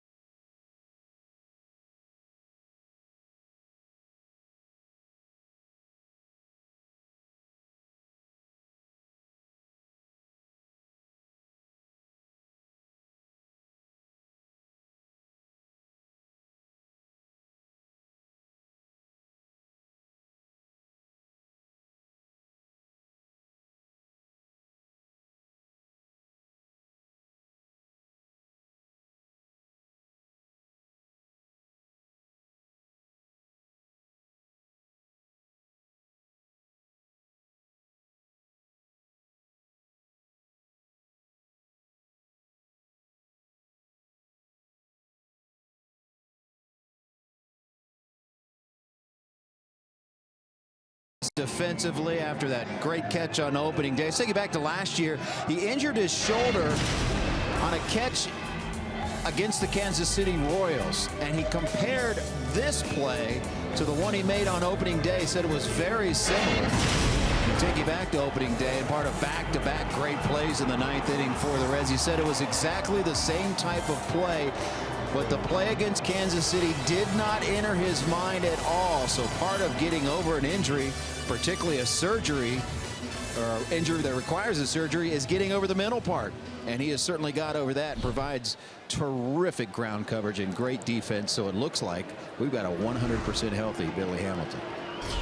It's great news, because he can go get him in center field. The Reds need to start getting him on base. I'm not telling anybody anything they don't know, because George, we were talking, you've seen baseball a long time. You ever seen a guy that can change a game the way Hamilton can when he gets on base? Down in the clubhouse before the game, Larry Bow and Juan Samuel were saying exactly that, and saying, boy, if you ever get Billy Hamilton going, he's a game changer. We understand that. He said, we're happy that he's at the bottom of the lineup, not the top of the lineup, but right now he doesn't deserve the chance to be at the top of the lineup till he gets on base more. And JD just showed us that play from the other night, which was tremendous. I thought the at bat where he worked the walk and he didn't panic was maybe one of his best at bats of the year too, including spring training. Yeah.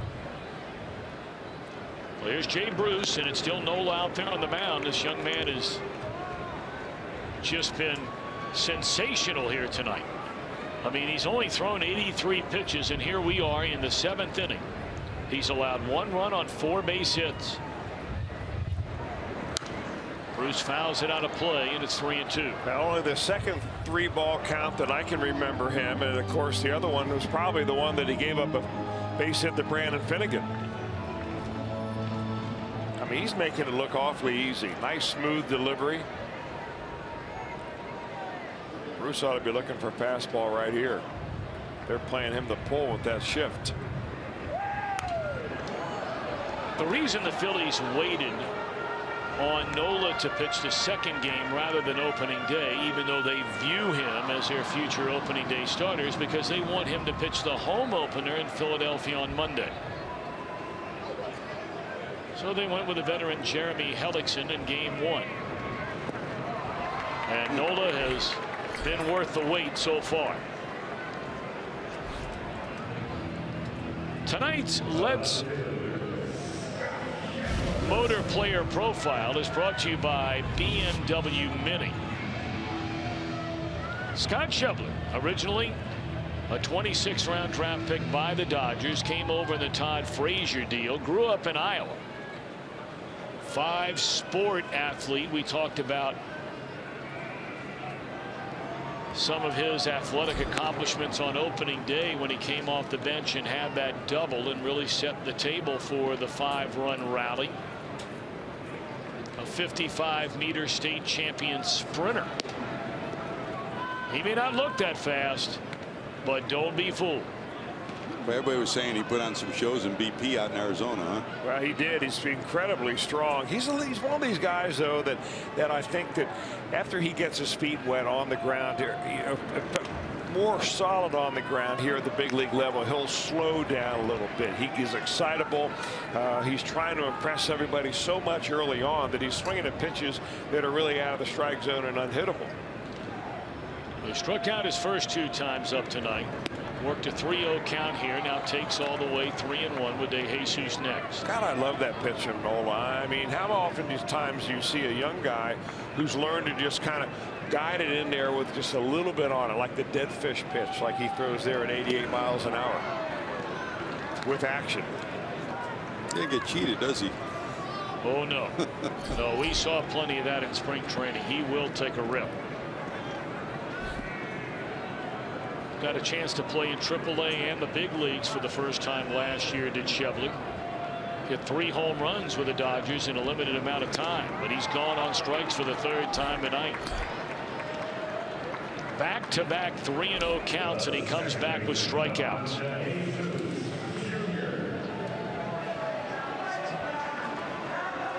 I've been lucky to work with USA Baseball, and twice Nola was among the finalists for the Golden Spikes Award. In the final year, he's one of the final 3.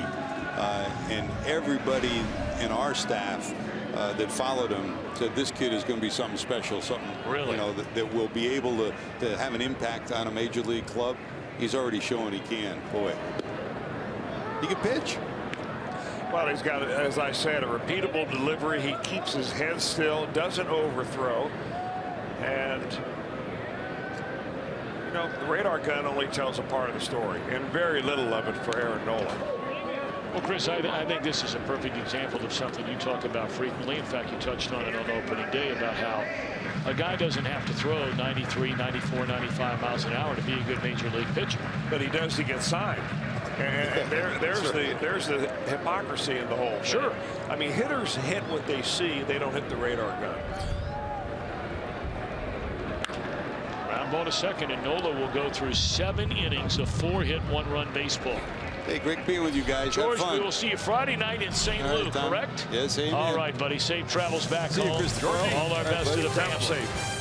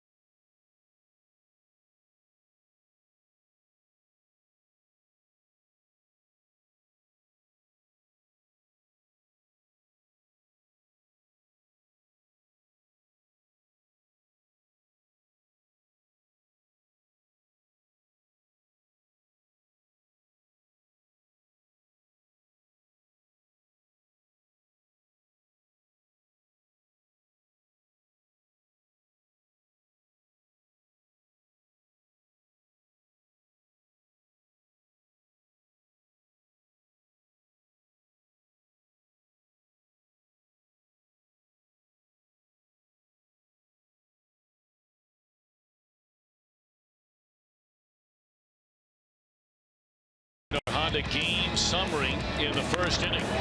Michael Franco, an opposite field 2-run home run. That's all the scoring for the Phillies tonight. Brandon Finnegan. Chris, how good was he? Comes right after you, didn't mess around, was ready to pitch, and was dealing out there. One bad pitch to Franco is the only difference in this ballgame. Reds got their only run against Nola, who's been even better.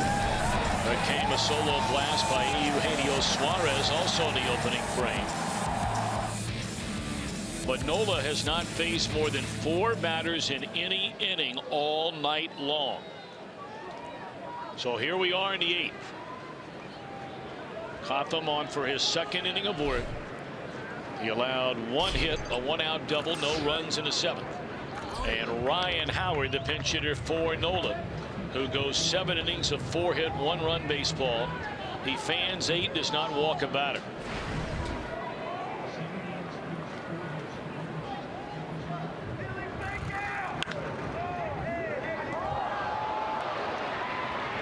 I don't know if that ball took a bad hop on Votto or what may have happened. I have no idea. It looked like he short-armed that ball, meaning he got his glove out there at the last second. He pulled his glove back. Now I'm watching it from the 3rd deck up here. We'll see it again. The Reds are playing in a rare defensive shift. Votto's right on the line, and it must have taken a bad hop because that was just a strange reaction. Although the way he turned around, it looked like he expected. Now we see the bad hop from that spot right there. It just took a dead left-hand turn on him. So Howard will come down for a pinch runner. Emmanuel Burris.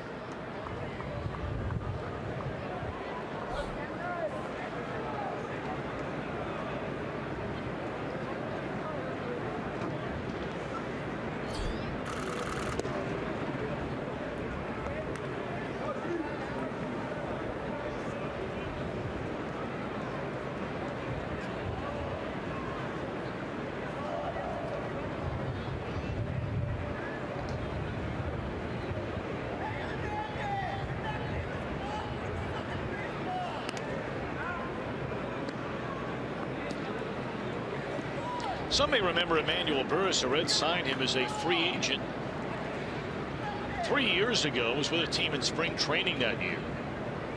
Did not make the major league club, although he had a very good spring, as I recall. That one butted. They got a shot. Nope. Cotham doesn't take it. And they get the out at first base. 1 away.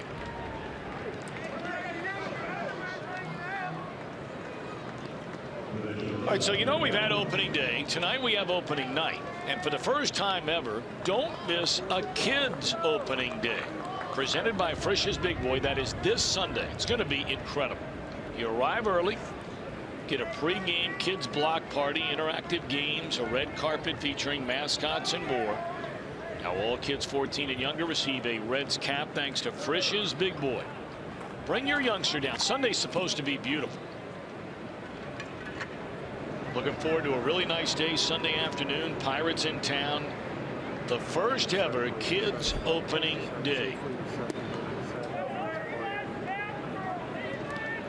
Matter of fact, I can't think of anything the Reds have tried from a marketing standpoint in recent years, like opening night, and I'm sure like this kids opening day, that hasn't been done almost to perfection from the very beginning. Bounce to the right side. And it's out number 2. On to third goes Burris. 1 more out to go for Cotham. Here in the 8th inning with the Reds down 2-1. Well, I enjoy just about every one of the promotions they have. The Fireworks Fridays, a lot of ball clubs do them, but the Reds do them as well as anybody. With the Rossi people here in Cincinnati bringing maybe the best fireworks in all of baseball here. The Bark in the Park night, that's a howl. It's a, oh boy, yeah. But and there's a lot of places in this ballpark to get good local craft beer. And you know, it's funny you say that because I ran into a guy this winter who said he had come to Great American Ballpark with his family for the first time last year. They were from somewhere out west and they were doing a ballpark kind of tour while they were on vacation. It's the first thing he said. by far the best ballpark he's ever been in for the craft beer. 2 down in the inning. And it's ball 1 to Herrera.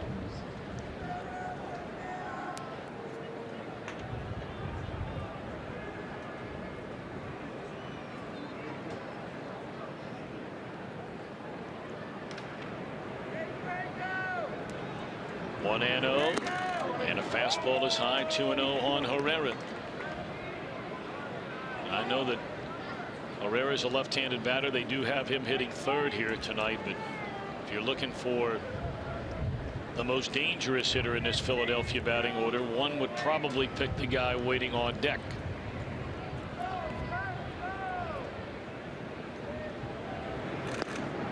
Two and one.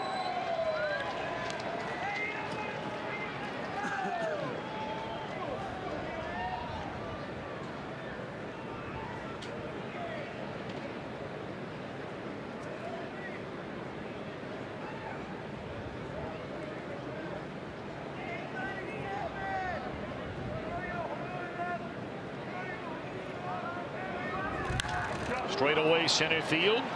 Hamilton is there, and Cotham 2 excellent innings out of the Reds bullpen. Reds are down a run. They bat in the 8th. The 8th inning was magic on opening day.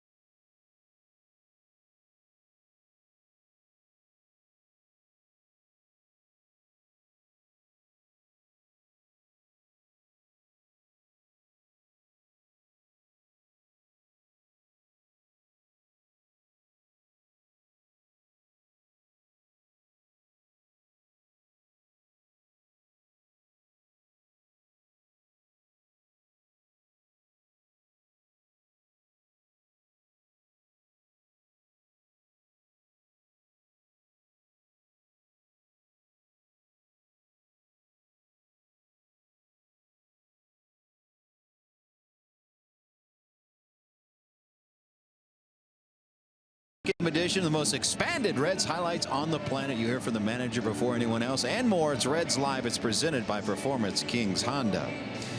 And hey, Reds fans, Fox Sports Ohio has an exclusive ticket offer for you during the game. Log on to reds.com/FSOhio. Use the code FSOhio, and you can purchase view-level tickets for Kids Opening Day this Sunday, April 10th, for just $10. This offer is good only through the game, so log on right now, reds.com/FSOhio. And I have Kids Hat. Every kid 14 and under will get this cap. It's presented by Frisch's, a very good looking cap. You've got some stashes there on the bill on the back. Very nicely says Kids Opening Day 2016. So a great idea, Kids Opening Day. All the activities going on, plus this hat to boot, boys. All right, James, thank you very much. We know what happened in the 8th inning on opening day when the Reds came to bat down a run. They scored 5. The pitcher who was on the mound was David Hernandez. Adam Duvall led off that inning. In the 8th inning tonight, David Hernandez is on the mound. Adam Duvall is the pinch hitter for Caleb Cotham. God, it was a nightmare of an appearance for David Hernandez. As it turned out on his line, he never did retire a batter. He gave up a hit and 2 walks. and was charged with 3 earned runs. And he was the beginning of the implosion of the Philadelphia Philly bullpen.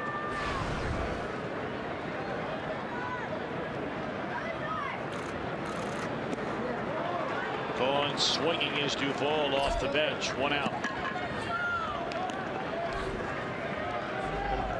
Hernandez has been a pretty dependable reliever along the way. Came up with the Baltimore Orioles 2009, spent a couple of years there. Actually, the first year in the major leagues, he was a starter. In the last 4 seasons with the Arizona Diamondbacks.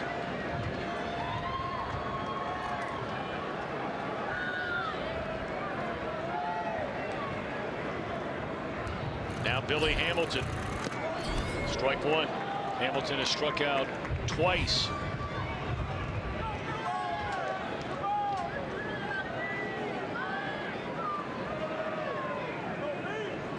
Reds down a run and starting to run out of outs. They have 5 left to go.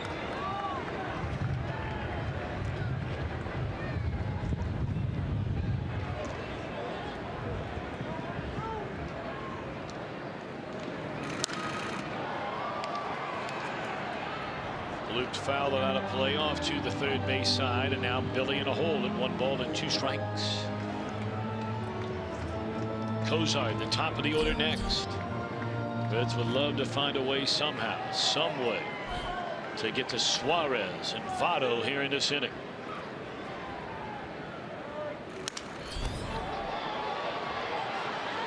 Little double clutch. But the throw is in time by Galvis. Well, you can see Galvis charging hard, knowing that he had Hamilton busting it down the line, and he was trying to rush his throw a little bit, and that's maybe was going to give reason why he bobbled it. Just couldn't get a handle on it, but as soon as he got any kind of a grip, he had to cut it loose. I mean, how many people can make a routine ground ball to shortstop, bang bang at first base every time? And he was playing shallow at short.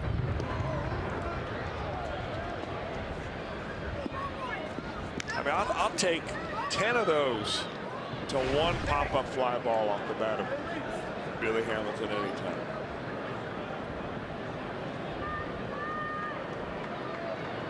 Ball 1 on Cozart.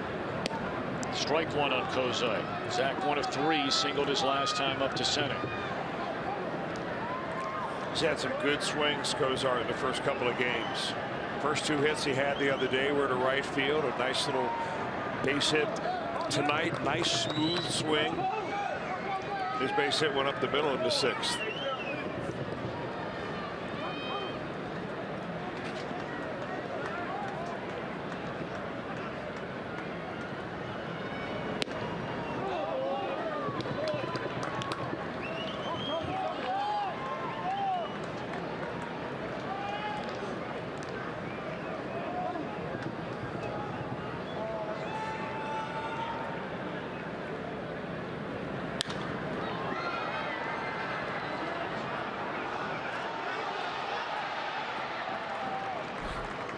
Reds are gone in order on the pop up to the second baseman Hernandez.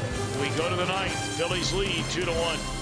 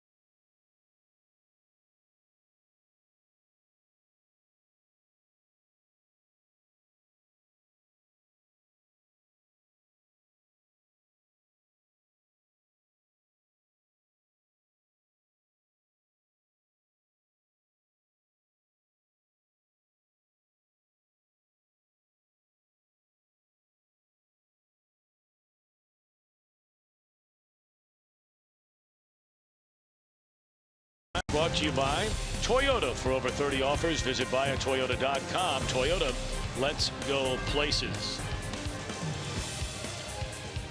April in the OHIO continues tomorrow when the Reds host the Phillies for the final game of the series, an afternoon affair. Reds Live gets underway at noon. The first pitch will follow at 12:30. April in the OHIO is presented by Meyer. Charlie Morton, seen him for many years as a Pirate. He's generally pitched very well in his career against the Reds. Well, he's got a nice sinking fastball. If he's got that sinker working, he's always very tough against the Reds. Robert Stevenson takes the mound for the Reds. You know, we ought to make mention that, you know, we talk about Robert Stevenson being a young pitcher coming up. He's actually older than tonight's pitcher, Brandon Finnegan, by about 2 months, but still just goes to show you the youth that the Reds have. And we're seeing another young pitcher now, a pitcher that came over in that Aroldis Chapman deal from the Yankees, Blake Wood. No.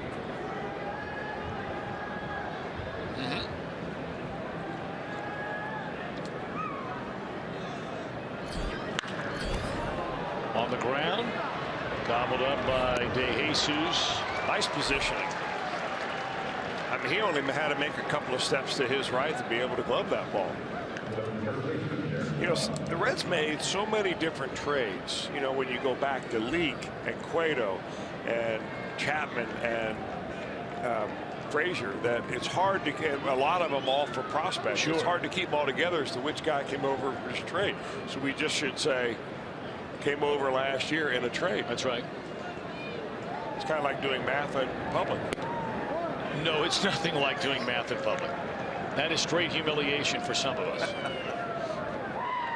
But, you know, Chris, I've always felt like the more and more and the older we get, if you can't laugh at yourself, you're missing a golden opportunity. Might as well join everybody else. That's exactly right. You know, it's interesting tonight. Joe Luck, of our statistician, came up with an unbelievable note. You know, here the Reds are facing the Philadelphia Phillies, Ryan Howard nor Carlos Ruiz, both on their active roster, in the lineup tonight. Of course, long gone Jimmy Rollins and Chase Utley. It's the first time the Reds have played a Philadelphia team without Howard, Ruiz, Rollins, or Utley in the lineup since the second to last game that was played at Old Riverfront Stadium. The 21st of September, 2002. Wow.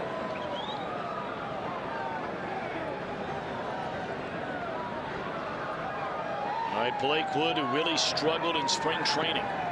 3 balls and 2 strikes. This is a young man at one time highly touted. Fell on tough times due to injury. Pirates gave him a chance in their minor league system a year ago. He led the International League in saves with 29.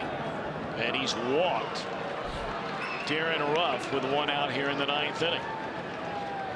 We remind you that T-Mobile customers can get a free season-long subscription to MLB.TV Premium. Go to T-Mobile.com/MLB.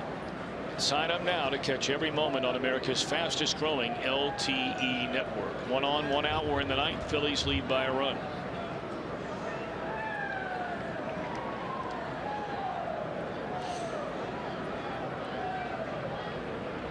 The way Wood pitched in spring training, I think even he would be the first to tell you he was very lucky to make the major league club. And but when it mattered the most, his last 2 outings is when he pitched his best.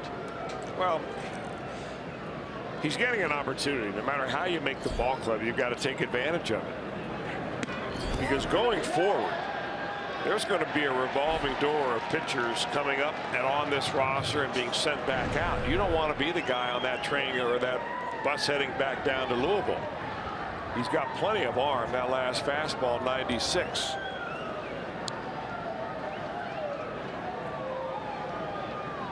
Oh, and 2 on Rupp. And then pulls a string on it for strike 3. Boy, you go from 96 to 86 with the same delivery. Very impressive. The Reds front office will tell you they think Wood has a chance to be a very good pitcher for them this year. Well, they gave up a pretty good pitcher to get him.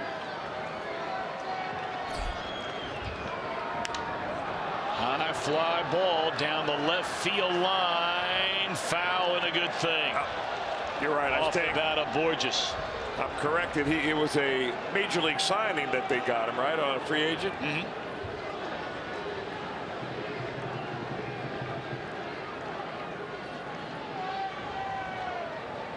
You know, sometimes you get in spring training and those numbers can be so skewed.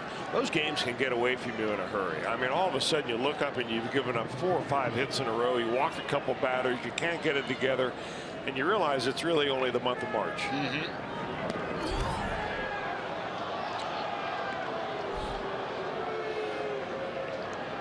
1 ball and 1 strike on Borges if you're looking ahead to the Reds' 9th inning. I mean, you couldn't ask for any better. They have Suarez, Votto, and Mesoraco to start it. But Wood trying to get through a scoreless top of the 9th. Bottom fell out of that pitch. Boy, that's a good looking splitter. You can see him set it when he puts it in his glove. He kind of straddles the pitching rubber. And it comes out with the same arm action of a fastball. And when you're dialing it up to 96 and 97, you're apt to swing at that pitch.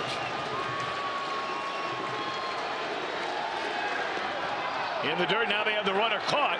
Throw to second, and he is out at second base.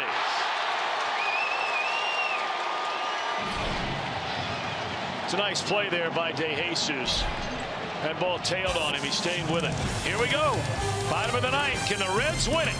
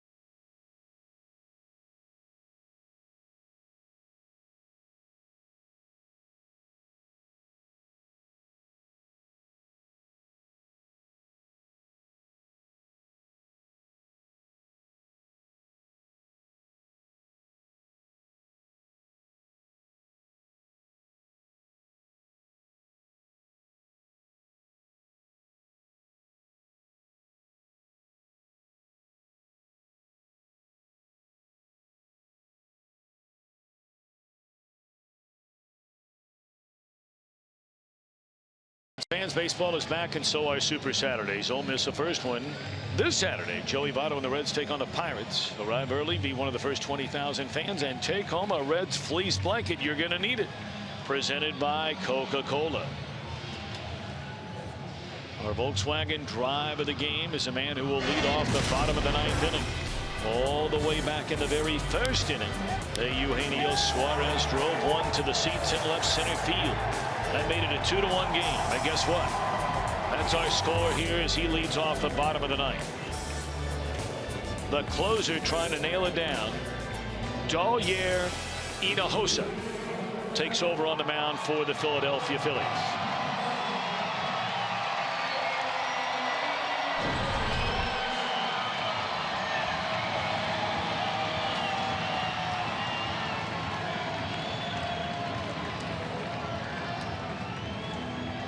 Threw the ball very, very well last year, sharing time Boston and Philadelphia.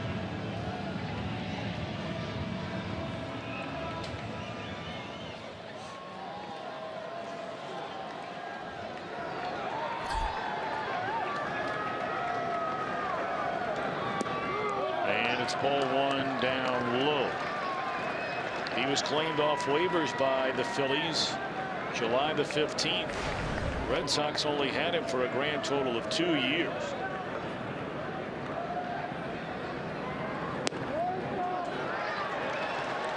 Hails from Cuba. Pitched for Pawtucket in 2014. Pitched in one game with the Red Sox in 15. Before the Phillies claimed him. And there's a base hit into right center field by Suarez to begin the Cincinnati ninth inning. So whatever the shift told the Phillies about Suarez, they may rethink it. I mean, that might have been a base hit no matter where you play your defense.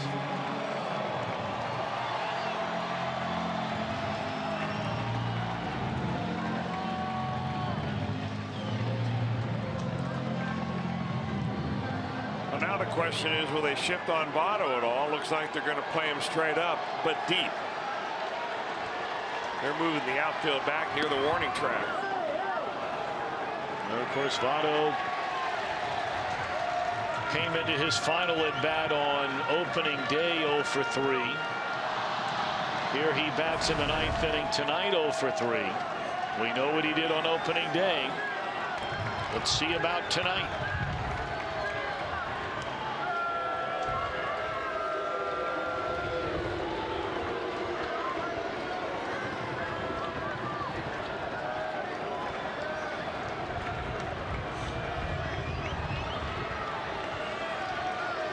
Rupp threw out nearly 39% of would-be base stealers a season ago. Suarez not a big base stealing kind of a guy.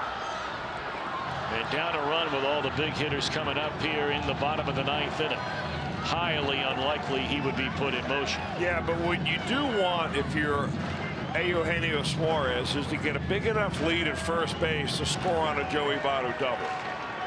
And that's the only reason they're going to throw over. They're not worried about Suarez in a steal. It's all about a secondary lead and getting a good jump on a base hit. Driven into left center field. And Hunter back to the edge of the warning track to get it. Suarez retreats, 1 out in the Reds' ninth. Votto a hitless game. Get ready for Reds action 30 minutes before the start of every game. Everything you need to know. It's called Reds Live right here on Fox Sports Ohio tomorrow at noon. Presented by Ray St. Clair Roofing. So now Mesoraco looking for his first hit in the first 2 games of this season.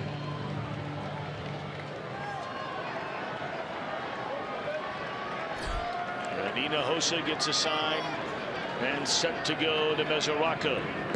Ball 1.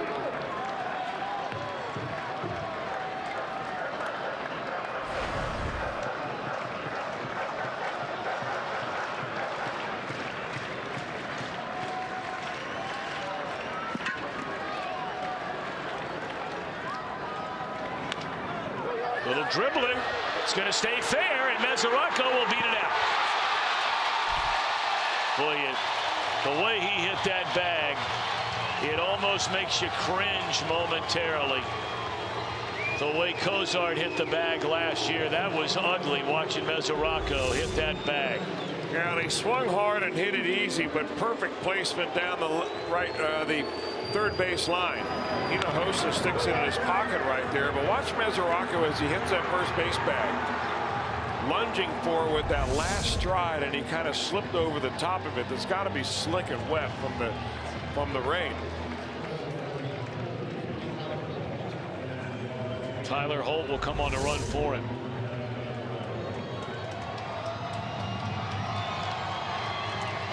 Boy, if you're a youngster watching this game at home, it has been proven that if you simply run through the bag at your normal pace without the leap towards the bag at the very end, you get there faster and you don't risk the injury. I mean, all you need to do is look at sprinters in the Olympics. Yeah. What they'll do is stick their chest as far forward as they can, but they're not lunging a stride that's out of the rhythm of their normal stride. All right, now you have a chance. Here's Jay Bruce. Tying run at first base. The winning run for the Reds here in the bottom of the ninth is at first.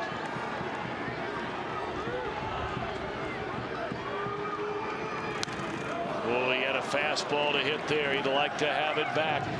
He was tardy on it. Bruce 1 of 3 tonight. That was right there for the hit.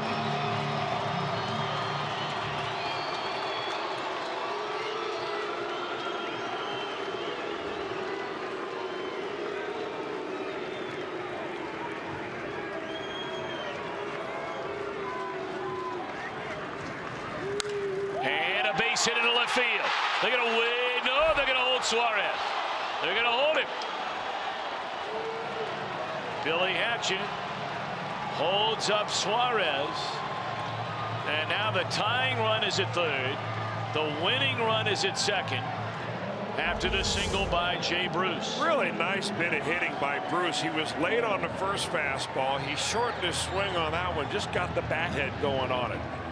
So instead of trying to drive it out of the ballpark, he used that left side of the infield that's wide open for him. You know, Chris, it's interesting. You brought up about a secondary lead. It looked like Suarez had no lead at all there at second base. Well, with the shift that they had on Jay Bruce, they had a player very close to the second base bag holding him close. Here's what I mean right here. You've got that fielder, the shortstop standing right there. So Suarez really couldn't get a big lead out there. And that's why Billy Hatcher at third base had to hold him.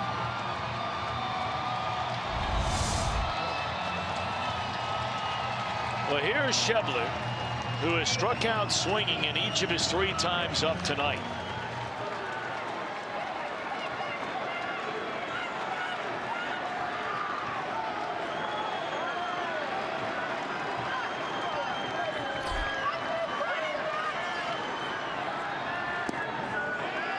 The Reds, you know, if you're thinking about options, you know, Schebler's a guy they believe in. They think he's going to be a good hitter.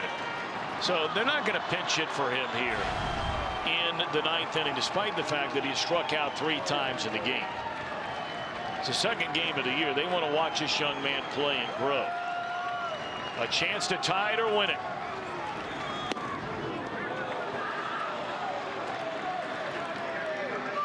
Hey, one thing, Hinojosa really likes that changeup he has. It has splitter action. It goes down.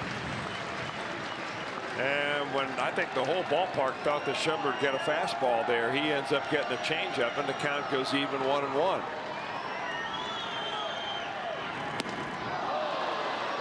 Schebler trying to hit that one into Covington. Yeah, this is where you shorten up, put the ball in play. You just watch Jay Bruce do it. Your turn to maybe do the same thing.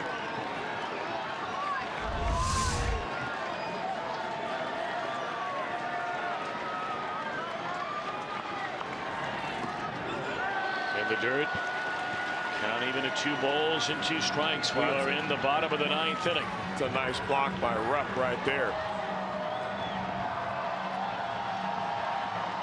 Well, here's the decision pitch. If you're Hinojosa on a 2-2 count, you certainly don't want to go 3-2.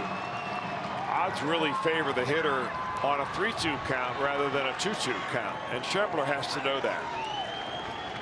Shorten up, getting something to hit, and put the barrel on it. Suarez a tying run at third. Holt the winning run at second. Last to the 9th inning. Fouled out of play off to the third base side. It remains at 2-2.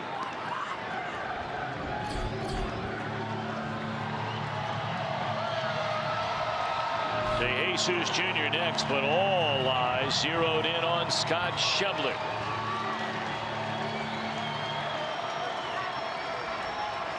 Trying to make a lot of new friends in his new hometown. The 2-2 pitch is on the way. In the air, left center field, hit a ton. Reds win! Reds win! Reds win!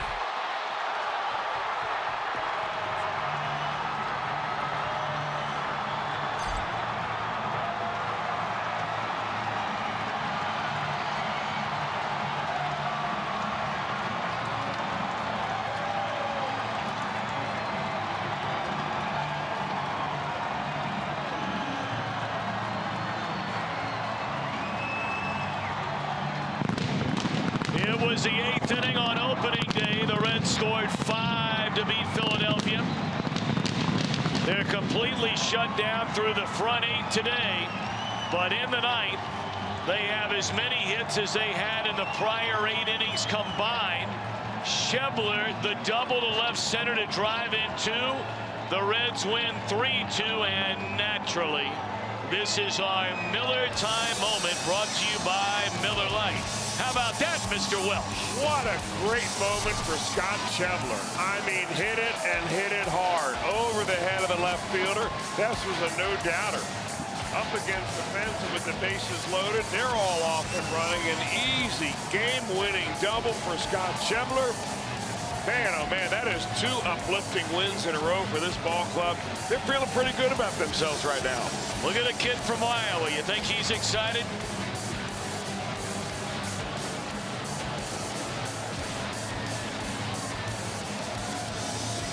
It all started with a Suarez single, and out later that little infield hit by Mesoraco. Jay Bruce, as you pointed out, a great piece of hitting, serving the ball into left, and standing by with a hero is Shep Fakoro. All right, thank you very much, Tom. I'm here with Scott Schebler. I'll tell you what, Shep, last night, or on Monday night, he talked to you about the big hit you got in that game. This is 1,000 times better, isn't it? Absolutely. Man, I struggled the first couple of bats, but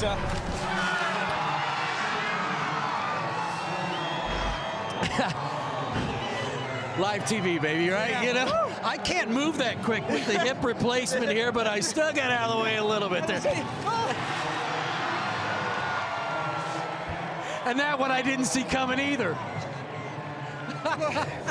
But no, back to this is what makes this game so much fun, doesn't it? Yeah, just horrible 3 at-bats by me, and then to come through like that, Jay was telling me the whole game, hey, it's going to come down to you, it's going to come down to you, and man, it sure did. You know, I talked after Monday night's game about the fight that this team has. Guys like Tyler Holt, yourself, Duvall, Eugenio Suarez, who really have come up big for this team. That's exciting. Yeah, we just got a team that hustles and wants it really bad. So I think that's a good combination to win. You came out of spring training and you kind of proved that you belong with this team, don't you? Yeah, I like to think so, but still a long ways to go. Just happy to get this win.